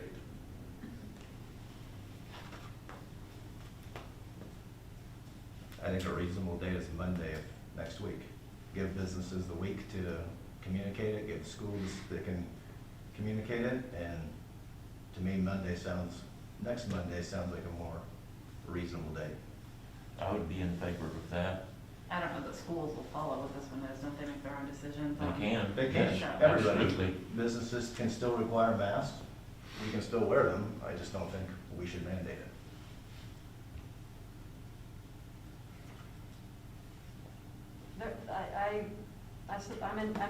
I would support the ordinance on May 10th. I think there are still people in our community who cannot be vaccinated. And again, a lot has been spoken of the civil liberties of people that are to wear a mask, but there are also rights that people have that can't get vaccinated. And I think it's unfortunate that we have reached a point where apparently that is absolutely meaningless. So I would support that we keep it with the May 10th to just keep the expansion of these numbers that are starting to see, keep it tamped down as long as possible. Let the vaccinations get in effect, and those who have chosen to and are able to be vaccinated, and go with the 10th. That's what our medical community has recommended, both via Shaylee Shea. She recommends all the way to June. Our local doctors supported middle of May. I think that's what we should continue to support.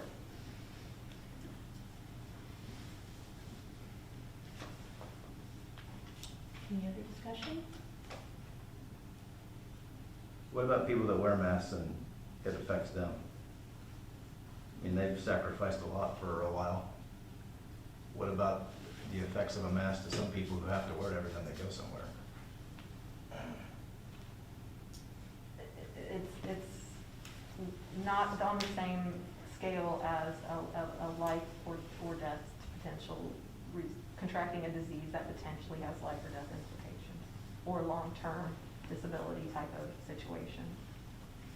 And I think people around those people would certainly still wear a mask. I mean, we're not saying to burn all the masks, just give people a choice to wear, the business owners a choice. I mean, everybody knows to do it if you're compromised or around someone who's compromised. But are you supposed to carry your sign into whites and say, I mean, it's just that there's not as many options. Well, I jotted a few things down as Larry was speaking earlier. And, he indicated that they've stopped ordering the vaccine, that requests are down, and that we've been in phase 5 since March 29th. I think there's been ample time for people to get vaccinated. There would be time yet this week. I personally don't have a problem with that either. I think the demand is going to continue to dwindle for for the vaccine. Those that want it have probably already pursued that. The only thing I would add is that he did say that there were 200 people scheduled for second doses, and so and I think the 10th is aligned with letting those people truly be fully vaccinated, fully immune.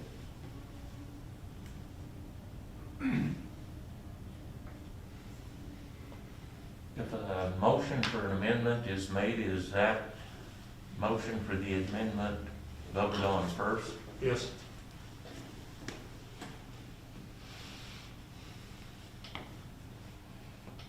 If that motion fails, the vote on the ordinance goes through as if it was never made.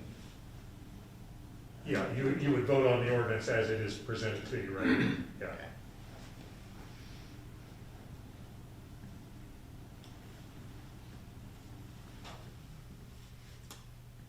And then another motion would have to be made with a different date. Is that? It would just Well, be called for May 10th. the motion to amend would,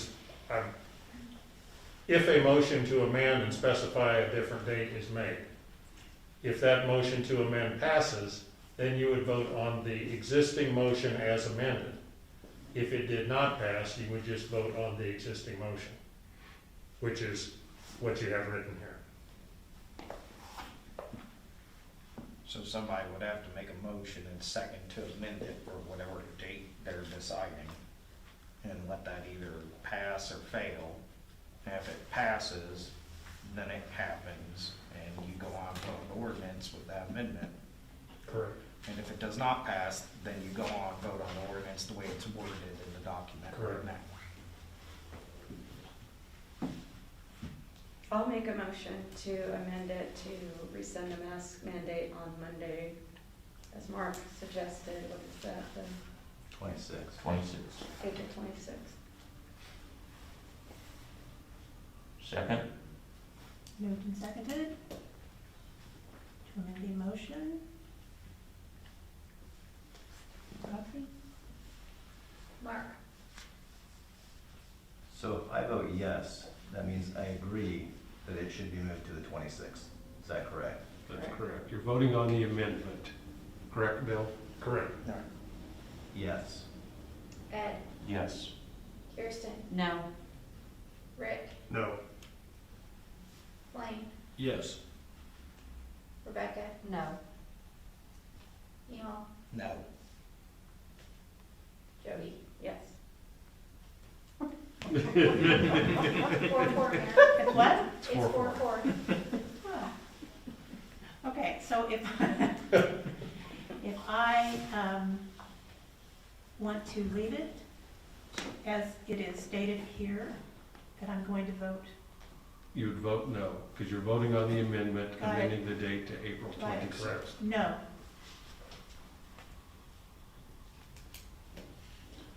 Okay, now you're back to the Back original to the motion original motion, on the ordinance as written. as written, which is May 10th.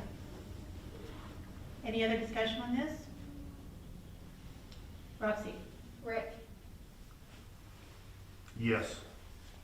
Kirsten, No. Ed, Yes. Mark, Yes.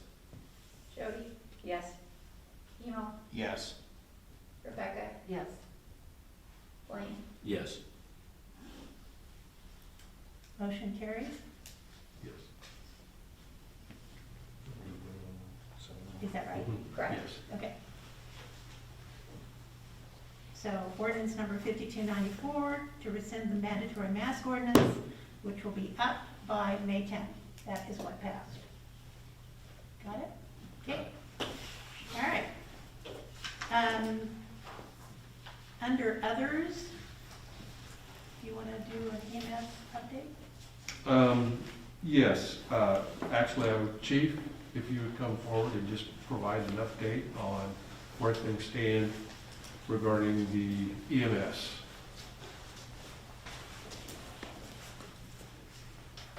All right, good evening. To give you an update, I kind of wanted to go over everything that we've done thus far, kind of bring everything back to everybody's memory. So to understand it more globally, I think it's important to go back and see some of the background that we've talked about. So Linsborg EMS has had a history of staffing shortages dating back years, if not decades, which has been discussed in previous meetings. In 2019, the Kansas Board of Emergency Medical Services initiated 2 separate investigations against our EMS service for being out of service and not compliant with our license. These investigations were initiated prior to my hiring, but have stayed open through 2020 and 2021. In April of 2021, the state issued a fine against our EMS service and opened a 3rd investigation for our continued out-of-service incidents in 2021. Both the city administrator and I have met with the Kansas Board of Emergency Medical Services on 2 different occasions in person in Topeka. And I've been involved in 2 separate additional Zoom call discussions regarding our issues. I have written at least 7 follow-up letters to the state outlining our challenges as well as the actions that we've taken to try and fix the situation. I have met with this city council on at least 3 separate occasions during study sessions and once in council to provide you with updates, provide multiple EMS options, and receive direction. We continue to self-report our out-of-service incidents to the Kansas Board of Emergency Medical Services as required for our license and to ensure transparency in the issue. Now I want to take a couple moments to remind everyone of some of the challenges that we faced and then get into some of the actions that we've taken and where we're at. So obviously the first thing that's impacted us, as most of us are aware of what we've been talking about, is the COVID-19 pandemic. That has obviously made a strain on our personnel, mainly because some of our staff, EMS and fire, have been asked by their full-time employers to stop taking calls for fear of either catching it or spreading it to their employees. Starting in January of 2020 through our current time, we have lost approximately 15 EMT or medics due to either relocating out of state, accepting full-time employment, moving to another emergency medical service, medical or personal reasons, or for a lack of service, meaning they were not signing up to do any service for us. We have lost 2 of our EMS directors due to full-time employment or for personal reasons between September of 2020 and February of 2021.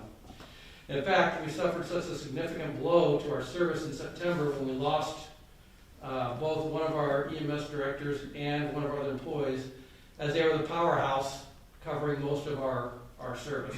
In fact, if my estimates are correct, they covered about 60% just by the 2 of them. They either left for full-time employment or suffered a significant long-term injury and were unable to work.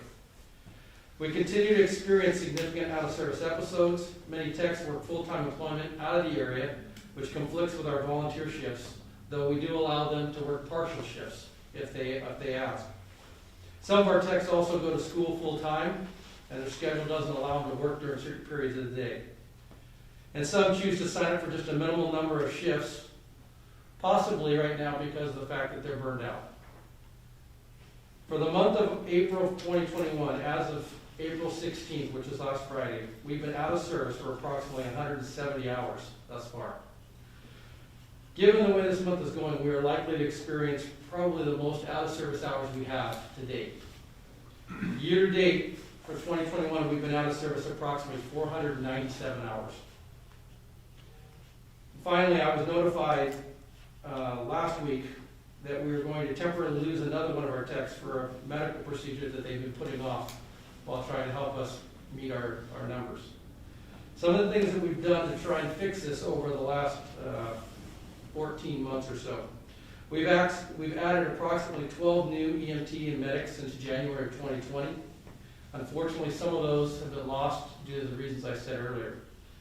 We have added monetary incentives to work less desirable shifts. In some cases, we've offered double, triple, and most recently, quadruple pay to cover shifts, still with minimal coverage. We have issued bonuses for expanded shift participation, so we've actually given them money because they've taken on an abundance amount of shifts that were beyond what would be considered normal. I've reassigned officers who are EMT certified to assist with EMS coverage and pulled them out of their regular assignments so I could cover their shift of patrol so they could help with EMS calls. We have provided state and city reimbursement training programs, and that is an EIG grant for those who are wishing to take EMT courses in exchange for service commitment. We have advertised our EMS openings on radio and in newspapers, spending thousands of dollars both locally and throughout 4 different counties trying to get people to come assist. We have initiated Facebook and Facebook Boost advertising twice, the most recent in April of this year, with expanded coverage. So far this month we've received information on 2 people who are qualified EMTs already who wish to come work with our service. I and or my staff have reached out to McPherson EMS twice, Ellsworth County EMS, Marquette EMS, Hutchinson Community College, and the Kansas Board of EMS Services on 2 different occasions, asking for EMTs who are willing to come volunteer for our service to help fill our gaps. I have met with Bethany College staff to create a pilot program for students to become EMTs. We were able to get one signed up, but then they backed out due to personal reasons. I've authored and issued an RFP for EMS services at the direction of the council to 5 different private companies that I got the information from the Kansas Board of EMS. In return, I got 1 RFP back that qualified. I put together funding estimates for a full-time and hybrid EMS service that I presented to council along with the funding option for the contract with the RFP. Our council has met independently with county commissioners on at least 1 occasion, and today the mayor, the city administrator, and I met with various county EMS services and the county commissioners today to discuss the future possibility of a countywide option. And finally, I received a draft copy on Friday of the AMR contract, and I'm in the process of reviewing it now. I believe that summarizes where we were at and how we've ended up this way and what we've been doing to try and fix it. And to that, I'm open to any questions that any of you might have. How did the conversation with the county go today? I think it was positively taken. I think they realize we have a problem. Several have indicated their desire to try and help us, but it is going to be a long-term situation. I'm expecting, Greg, maybe you want to comment on this more, but at least several years out. Yeah, and the soonest anything would happen on a countywide basis would be 12 months, and that would be extremely rapid. Well, it would be. They're going to be sending out a letter to each of the mayors within the communities, asking them to appoint 2 people to a commissioner task force to look at how do we provide an enhanced service in the county.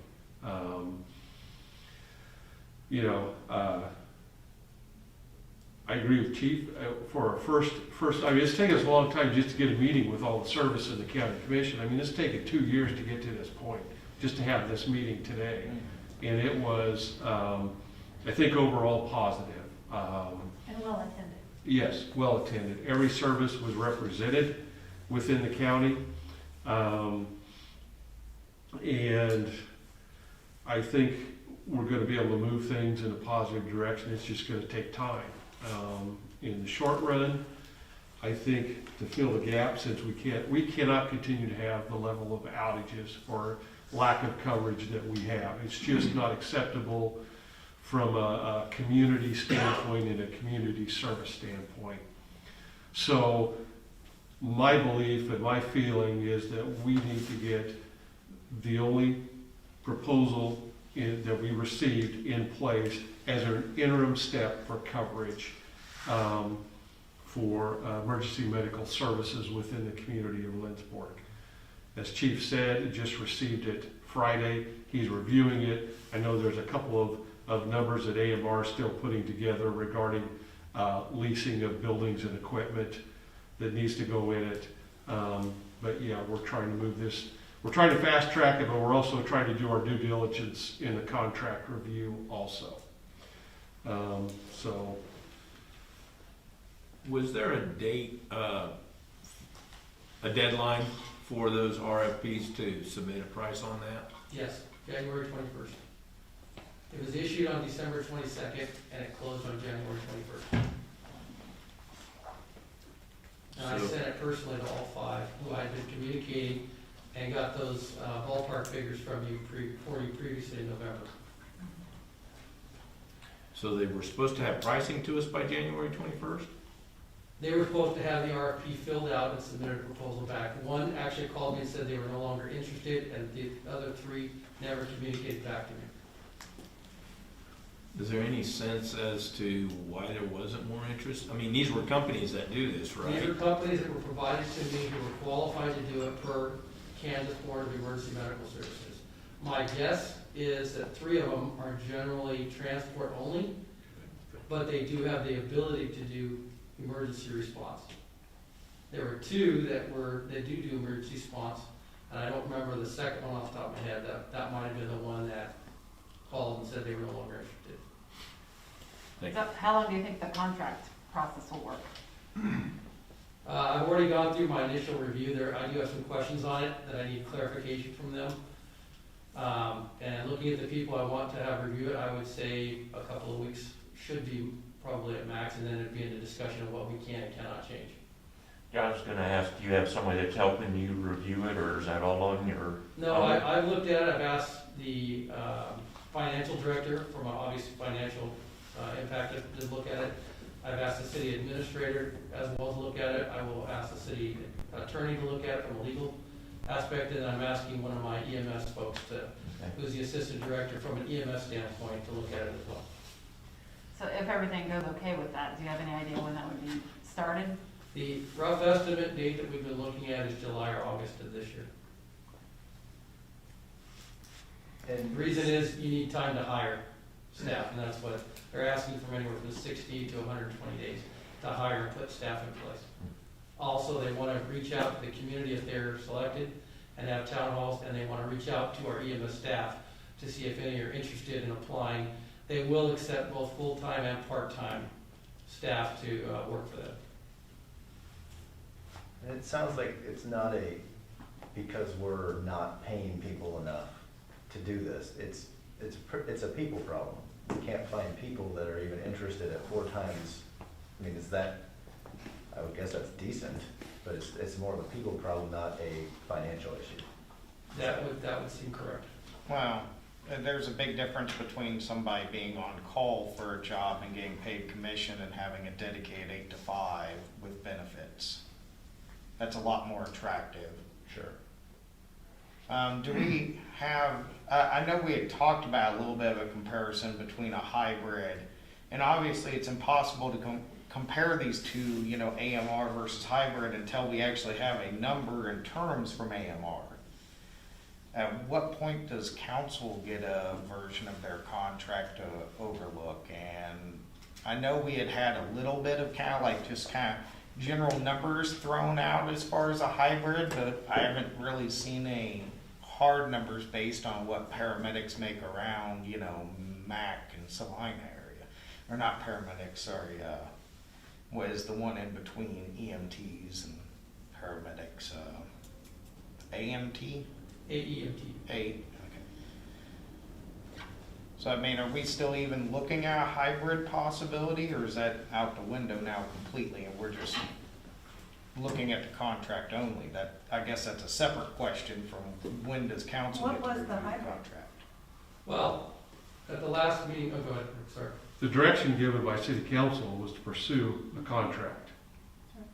And so We are pursuing a contract with AMR. We are no longer looking at the hybrid. But parallel to that, we are looking at and trying to move towards something on a countywide basis. See, that was a complete misunderstanding for me then if I made you think that, because mine was, I want like all three options. I don't know if anybody else was in the same boat, but like, I was hey, let's investigate all three and see how they compare. I mean, between county, AMR, and And a hybrid. Well, I thought we did that, but I thought because of timing and where we were with timing, we really had to move with this because we were starting to get sanctioned by the state. Is that not right? Yeah, we were already been fined $5,000.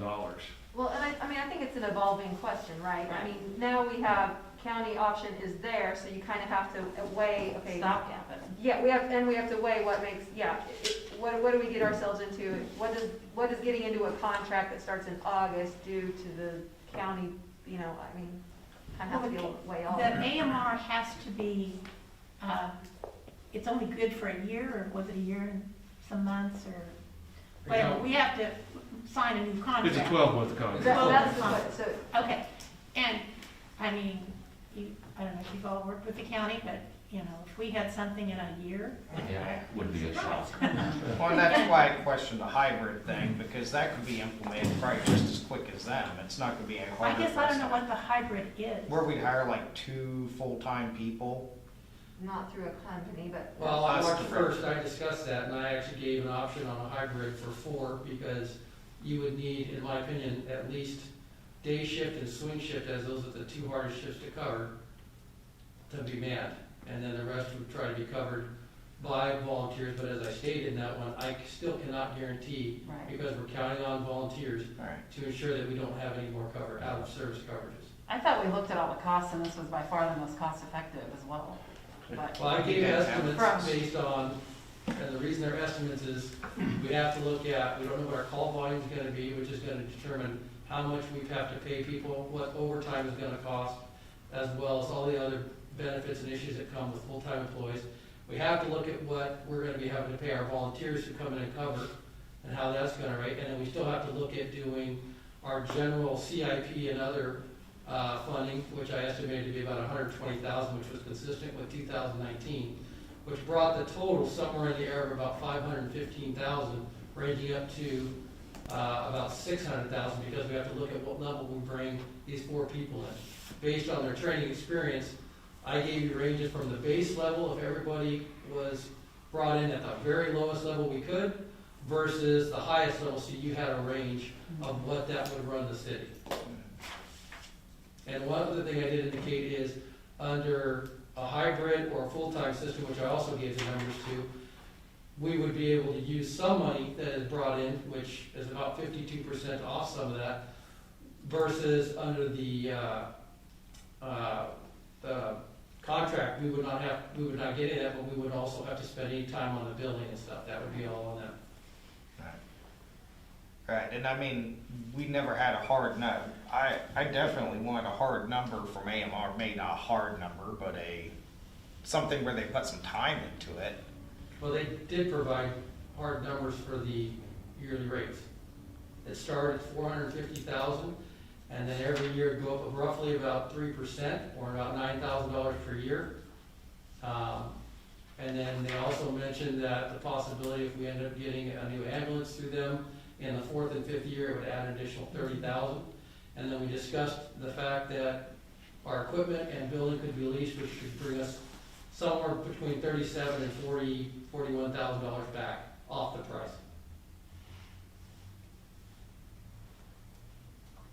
Outside of that, I don't know what other hard numbers I can get everybody. All right.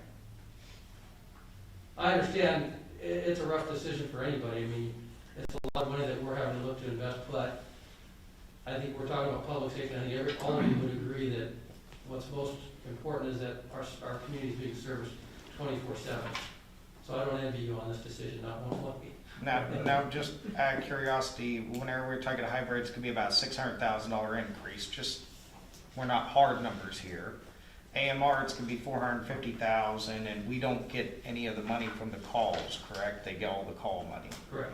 Correct. So the increases, $150,000 difference minus possibly what they give for leasing equipment, but then I bet you if we lease the building to them, it's probably gonna be a triple net lease. We'll probably have to take care of all maintenance and so on. Huh, okay, yeah, how long do we My have to make a understanding is we will decision? have to take care of maintenance on our equipment, as long as we own it, Alright, such as the vehicles, such as the Zoll monitors and things like that. so we still have to insure all of that too as well, correct? Or would they insure it? From a property casualty If standpoint. we own it, we'd insure it. Yeah, from a property standpoint, we would insure it. From a liability? From a liability standpoint, we would not, and the city attorney can correct me if I'm wrong, we would not have the liability associated with it for its use. And part of it comes down to what's in that contract also. So now, not to distract from the whole nightmare of hybrid AMR, county, all that fun stuff, but where do we come up with the $450,000 if that was the lowest option? That's gonna be a mill levy, I'm gonna assume? Because that's what we did last time to cover it, right?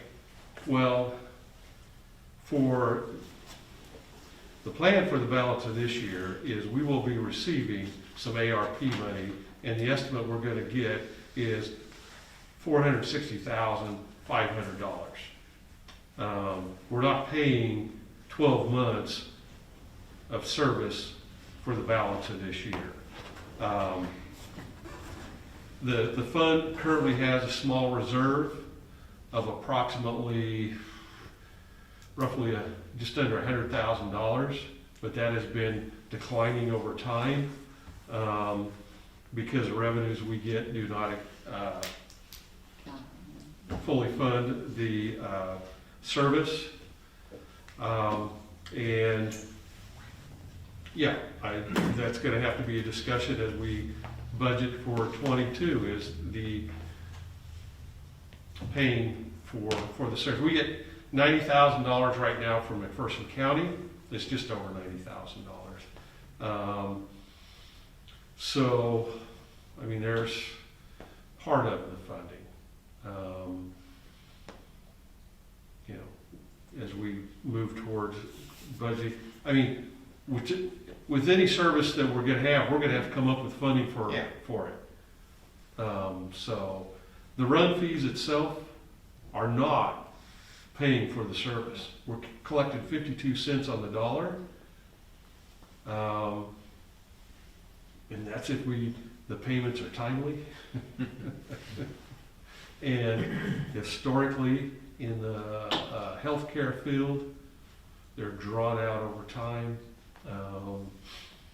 So cash flow is not strong in the EMS fund. No. Do we allocate sales tax? I mean, these are discussions we'll have to have as part of the budget. Do we allocate some sales tax dollars? Do we, increase the mill levy? Those are things we're going to have discussions about. And the hospital tax eventually. But that's 4 years out. And So, in the back of my head, it keeps nagging at me how much of a mill levy $450,000 would be. It seems like that's going to be a pretty significant mill increase. But as you say, there's other opportunities too. Raise the money. Okay, I'm good. So Chief, you said we were fined $5,000 just recently for being out of service. Yes, sir. How often can that happen? I don't have an exact answer, but my belief, since they've opened another investigation and closed that one on the previous investigations that have been closed, I don't believe they can fine us again. I do believe they can fine us again for the new one that they've opened for this year. And I don't know the exact amount, but obviously 5,000 was a big number for them. And as I stated last time, they're looking at scheduling a meeting somewhere between 60 and 120 days out. They weren't very specific, to have a hearing on our license. On our license status, I should say. I think it's gonna be closer to the 120-day mark, because I think they realize what that might do to our outlying EMS services if they pulled it. And we're the only entity within the county EMS services that are having these problems. That's We're what I not the wanted to only ones ask. that are Was there any, struggling with it, no. yeah, was there any discussion of that in the meeting? About other communities? Yeah. Oh, yeah, yeah. But, you know, take Mound Ridge. And you're looking for volunteers, and they have volunteers. Do they get charged? We used to have, in Linsborg, we used to have a lot of volunteers. We just don't have that anymore. And I think if everybody that was there this morning was blatantly honest about it, this is a problem for everybody. And we have a relatively small county, and we have 3 ambulance services. And so I felt that the thing that happened this morning was all of a sudden, all of the information is out on the table. And people are going, oh, this is where we are. So, but again, the wheels of county government move slowly. And we have got I will add this to you, that while other smaller ones may not have been, not having the significant problems that we're having now, they're using the same thing that we were 2 years ago, where we had 2 people who were super covering their shifts. And if one of those 2 or both of those 2, like we had, left or went down, they're gonna be in the same boat we are. And every town has their own little scenario what they're dealing with, and it can change in a hurry. You know, and one of the challenges that we have that none of the other services have, except for the city of McPherson, is the volume of calls for the size of community we are, which puts a greater stress on the volunteer. I mean, it's easy to be a volunteer when you're only going to get called on maybe once a week. Well, if you're a volunteer for the Lindsborg service, you can get 2 calls in one shift, if not more.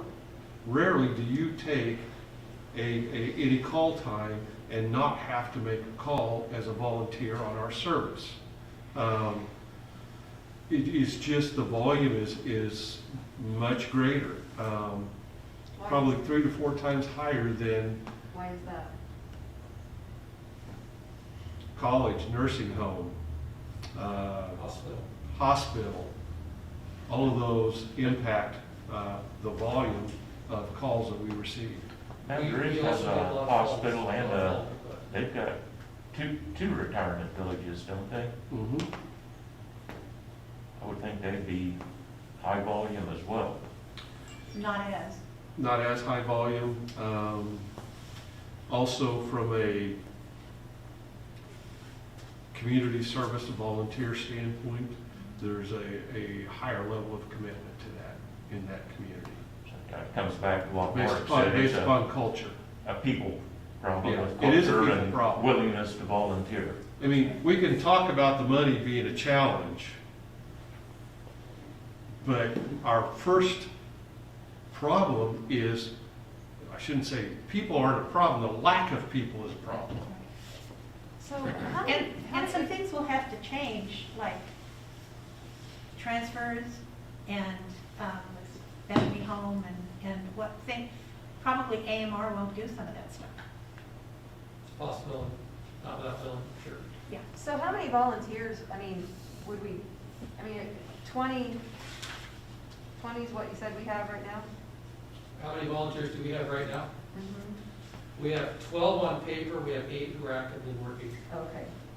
20 is like how many? 2 who take some here and there, but 8 who are actively taking the most. So how many volunteers would it take to be back to where Mound Ridge is? I'm not. Well, that's the problem. I can't say how many volunteers because it depends how much they offer to take. Like I said, if I had 2 people who were taking the majority of shifts, like one of the communities that has an ambulance service, I could cover most of it. But then again, maybe I need 10 or 20 Okay.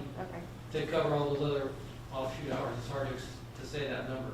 Does Mount Ridge have are they all volunteer, or do they have like an EMS director who also runs, or do they have any full-time people? They have four full-time. So they're a hybrid system. Yeah. They So have we a really director can't even and compare to them Or anyways. 3 full-time. I'm sorry? We can't really compare ourselves to Mount Ridge anyways, because they have 4 full-time EMS. Well, they're a third of the size of the population too. Yeah, and they have 4 more than we do. Yeah. But I also, if I remember right, didn't they say they have 20-something volunteers on top of that? Yeah, they do. Well, I think it'd probably be easier to get volunteers if they don't have to work as many shifts or as long or get called as much. We're probably getting some burnout. If other places that are smaller have 4 full-time people taking up most of it, then those people could volunteer here and there to go do standby at the college and stuff like that. That's more rewarding instead of demanding, and takes the load off of the full-time people. But that's back to the whole hybrid thing, which evidently that's what they do. Nationally, there's a shortage of emergency medical first responders, nationally, whether you're a paid service, a hybrid service, or a volunteer service. People are just not moving in, I shouldn't say moving, people are not gravitating towards that area to, either as a profession or for any additional training. So you also have more people, as the chief said, we've trained a lot of people that end up going to a paid service, and some of those are out of state, some of them aren't the paid services in the area. We've trained a lot of people that will put in their time to commit for paying for their training, and then they're gone. We're thankful for their service when they have it, but keeping and retaining them when there's a paid opportunity out there doesn't work. However we solve the problem, it needs to be top priority. Second.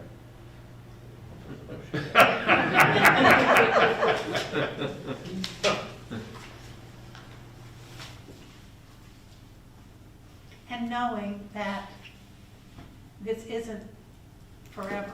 This is, if we go with AMR, we can figure out how to pay all this. Continuing to work with the county, looking for some situation to develop there. But we've got to do something now. Yeah, absolutely. And coming into a busy, we're hoping to grow our community, coming into a busier tourism.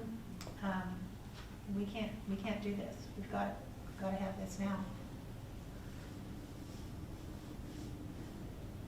And it sounds like we've done about everything we can to incentivize people to come on board. I've tried, and I've asked people for if they can come up with any other options that I'm missing, because I certainly don't believe I know it all.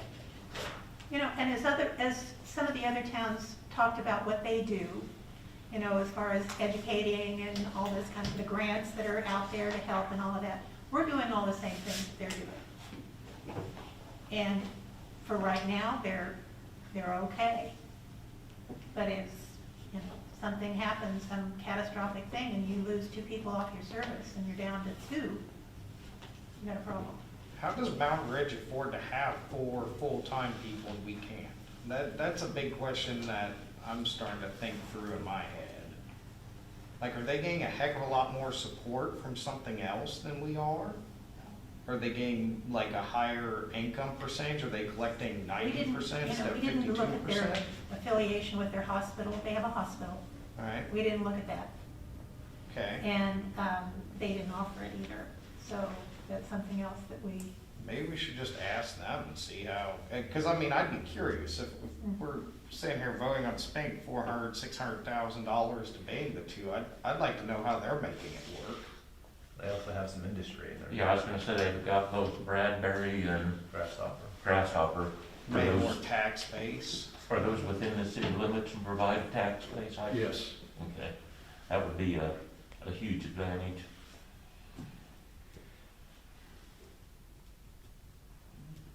40% of the property in our community is off the books. Property tax rolls.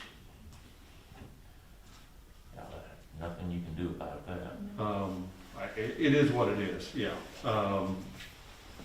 And, you know, from an assessment standpoint, industry's at 25% from a property tax assessment, and residential's 11.5%. So industry makes a big difference in your tax base from a property tax standpoint. So, yeah, having those two industries makes a big difference in Mountain Ridge tax base. In fact, their tax base is about what ours is, but half the population. Not even. Yeah. Third. Proposed budget for ambulances, $506,000. That's their total. You're on like their CIP or whatever. I'm looking at their 2021 budget spreadsheet, Well, they can afford. available on Google. Right. I mean, that just raises more questions, because if they can't afford to have 4 full-time people plus ambulances and everything for less than 600, there's no way it should cost us 600,000 more to go to hybrid. It should be 600,000 total. Well, I think my number was 515,000 is when I Total. started at the base. Total. Total, not an increase, okay. Right. Yeah, that was total. Yeah, because, and then you're gonna take off whatever income you get. With AMR, you're gonna pay 450 and not get any income. That's correct. Plus maintained ambulances in the building. I mean, they're, That's Plus, bridging we- that gap pretty fast. Contractually, they will have to guarantee every shift is covered. With a hybrid, we cannot do that. We cannot guarantee coverage. And I think that was the driver in the discussion of pursuing contracting for the service. So from a staff perspective, Chief has been working to get a contract service for short-run coverage. And then on a longer-term perspective, we're working with the county to move towards a different model for providing service countywide.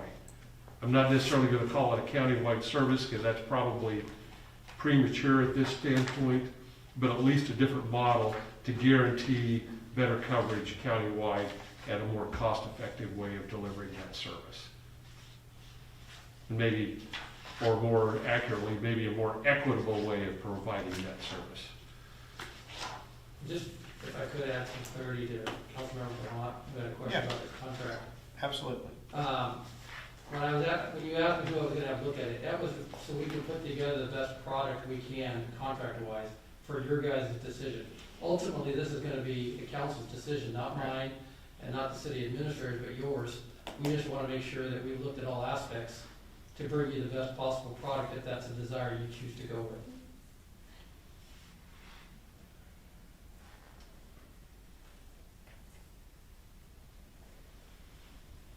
Okay, Chief, thank you. Thank you. Thank you, Chief. Chris?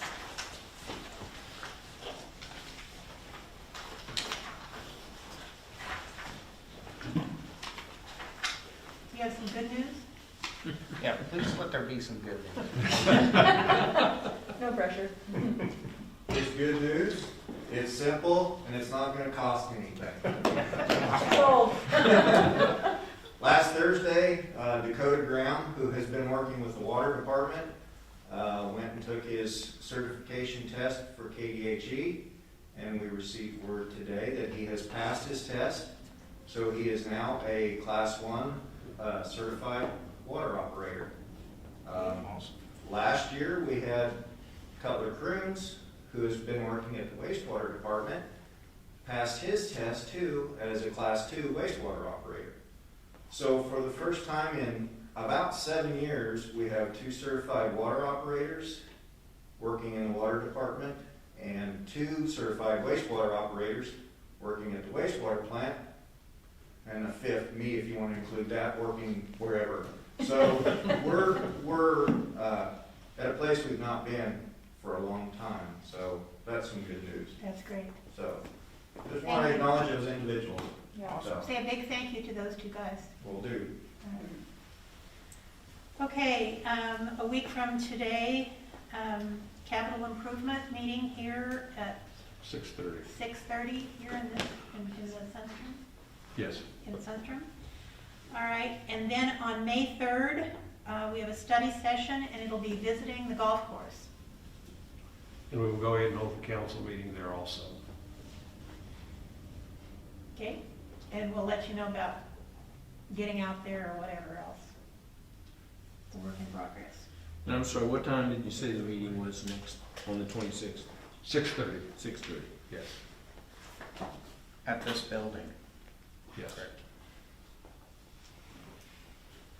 All right. Are there any others? I don't want to ask that. I'm sure I want to ask that Great. question. We've had about an hour and a half of others, so, okay, do I hear a motion to adjourn? So moved.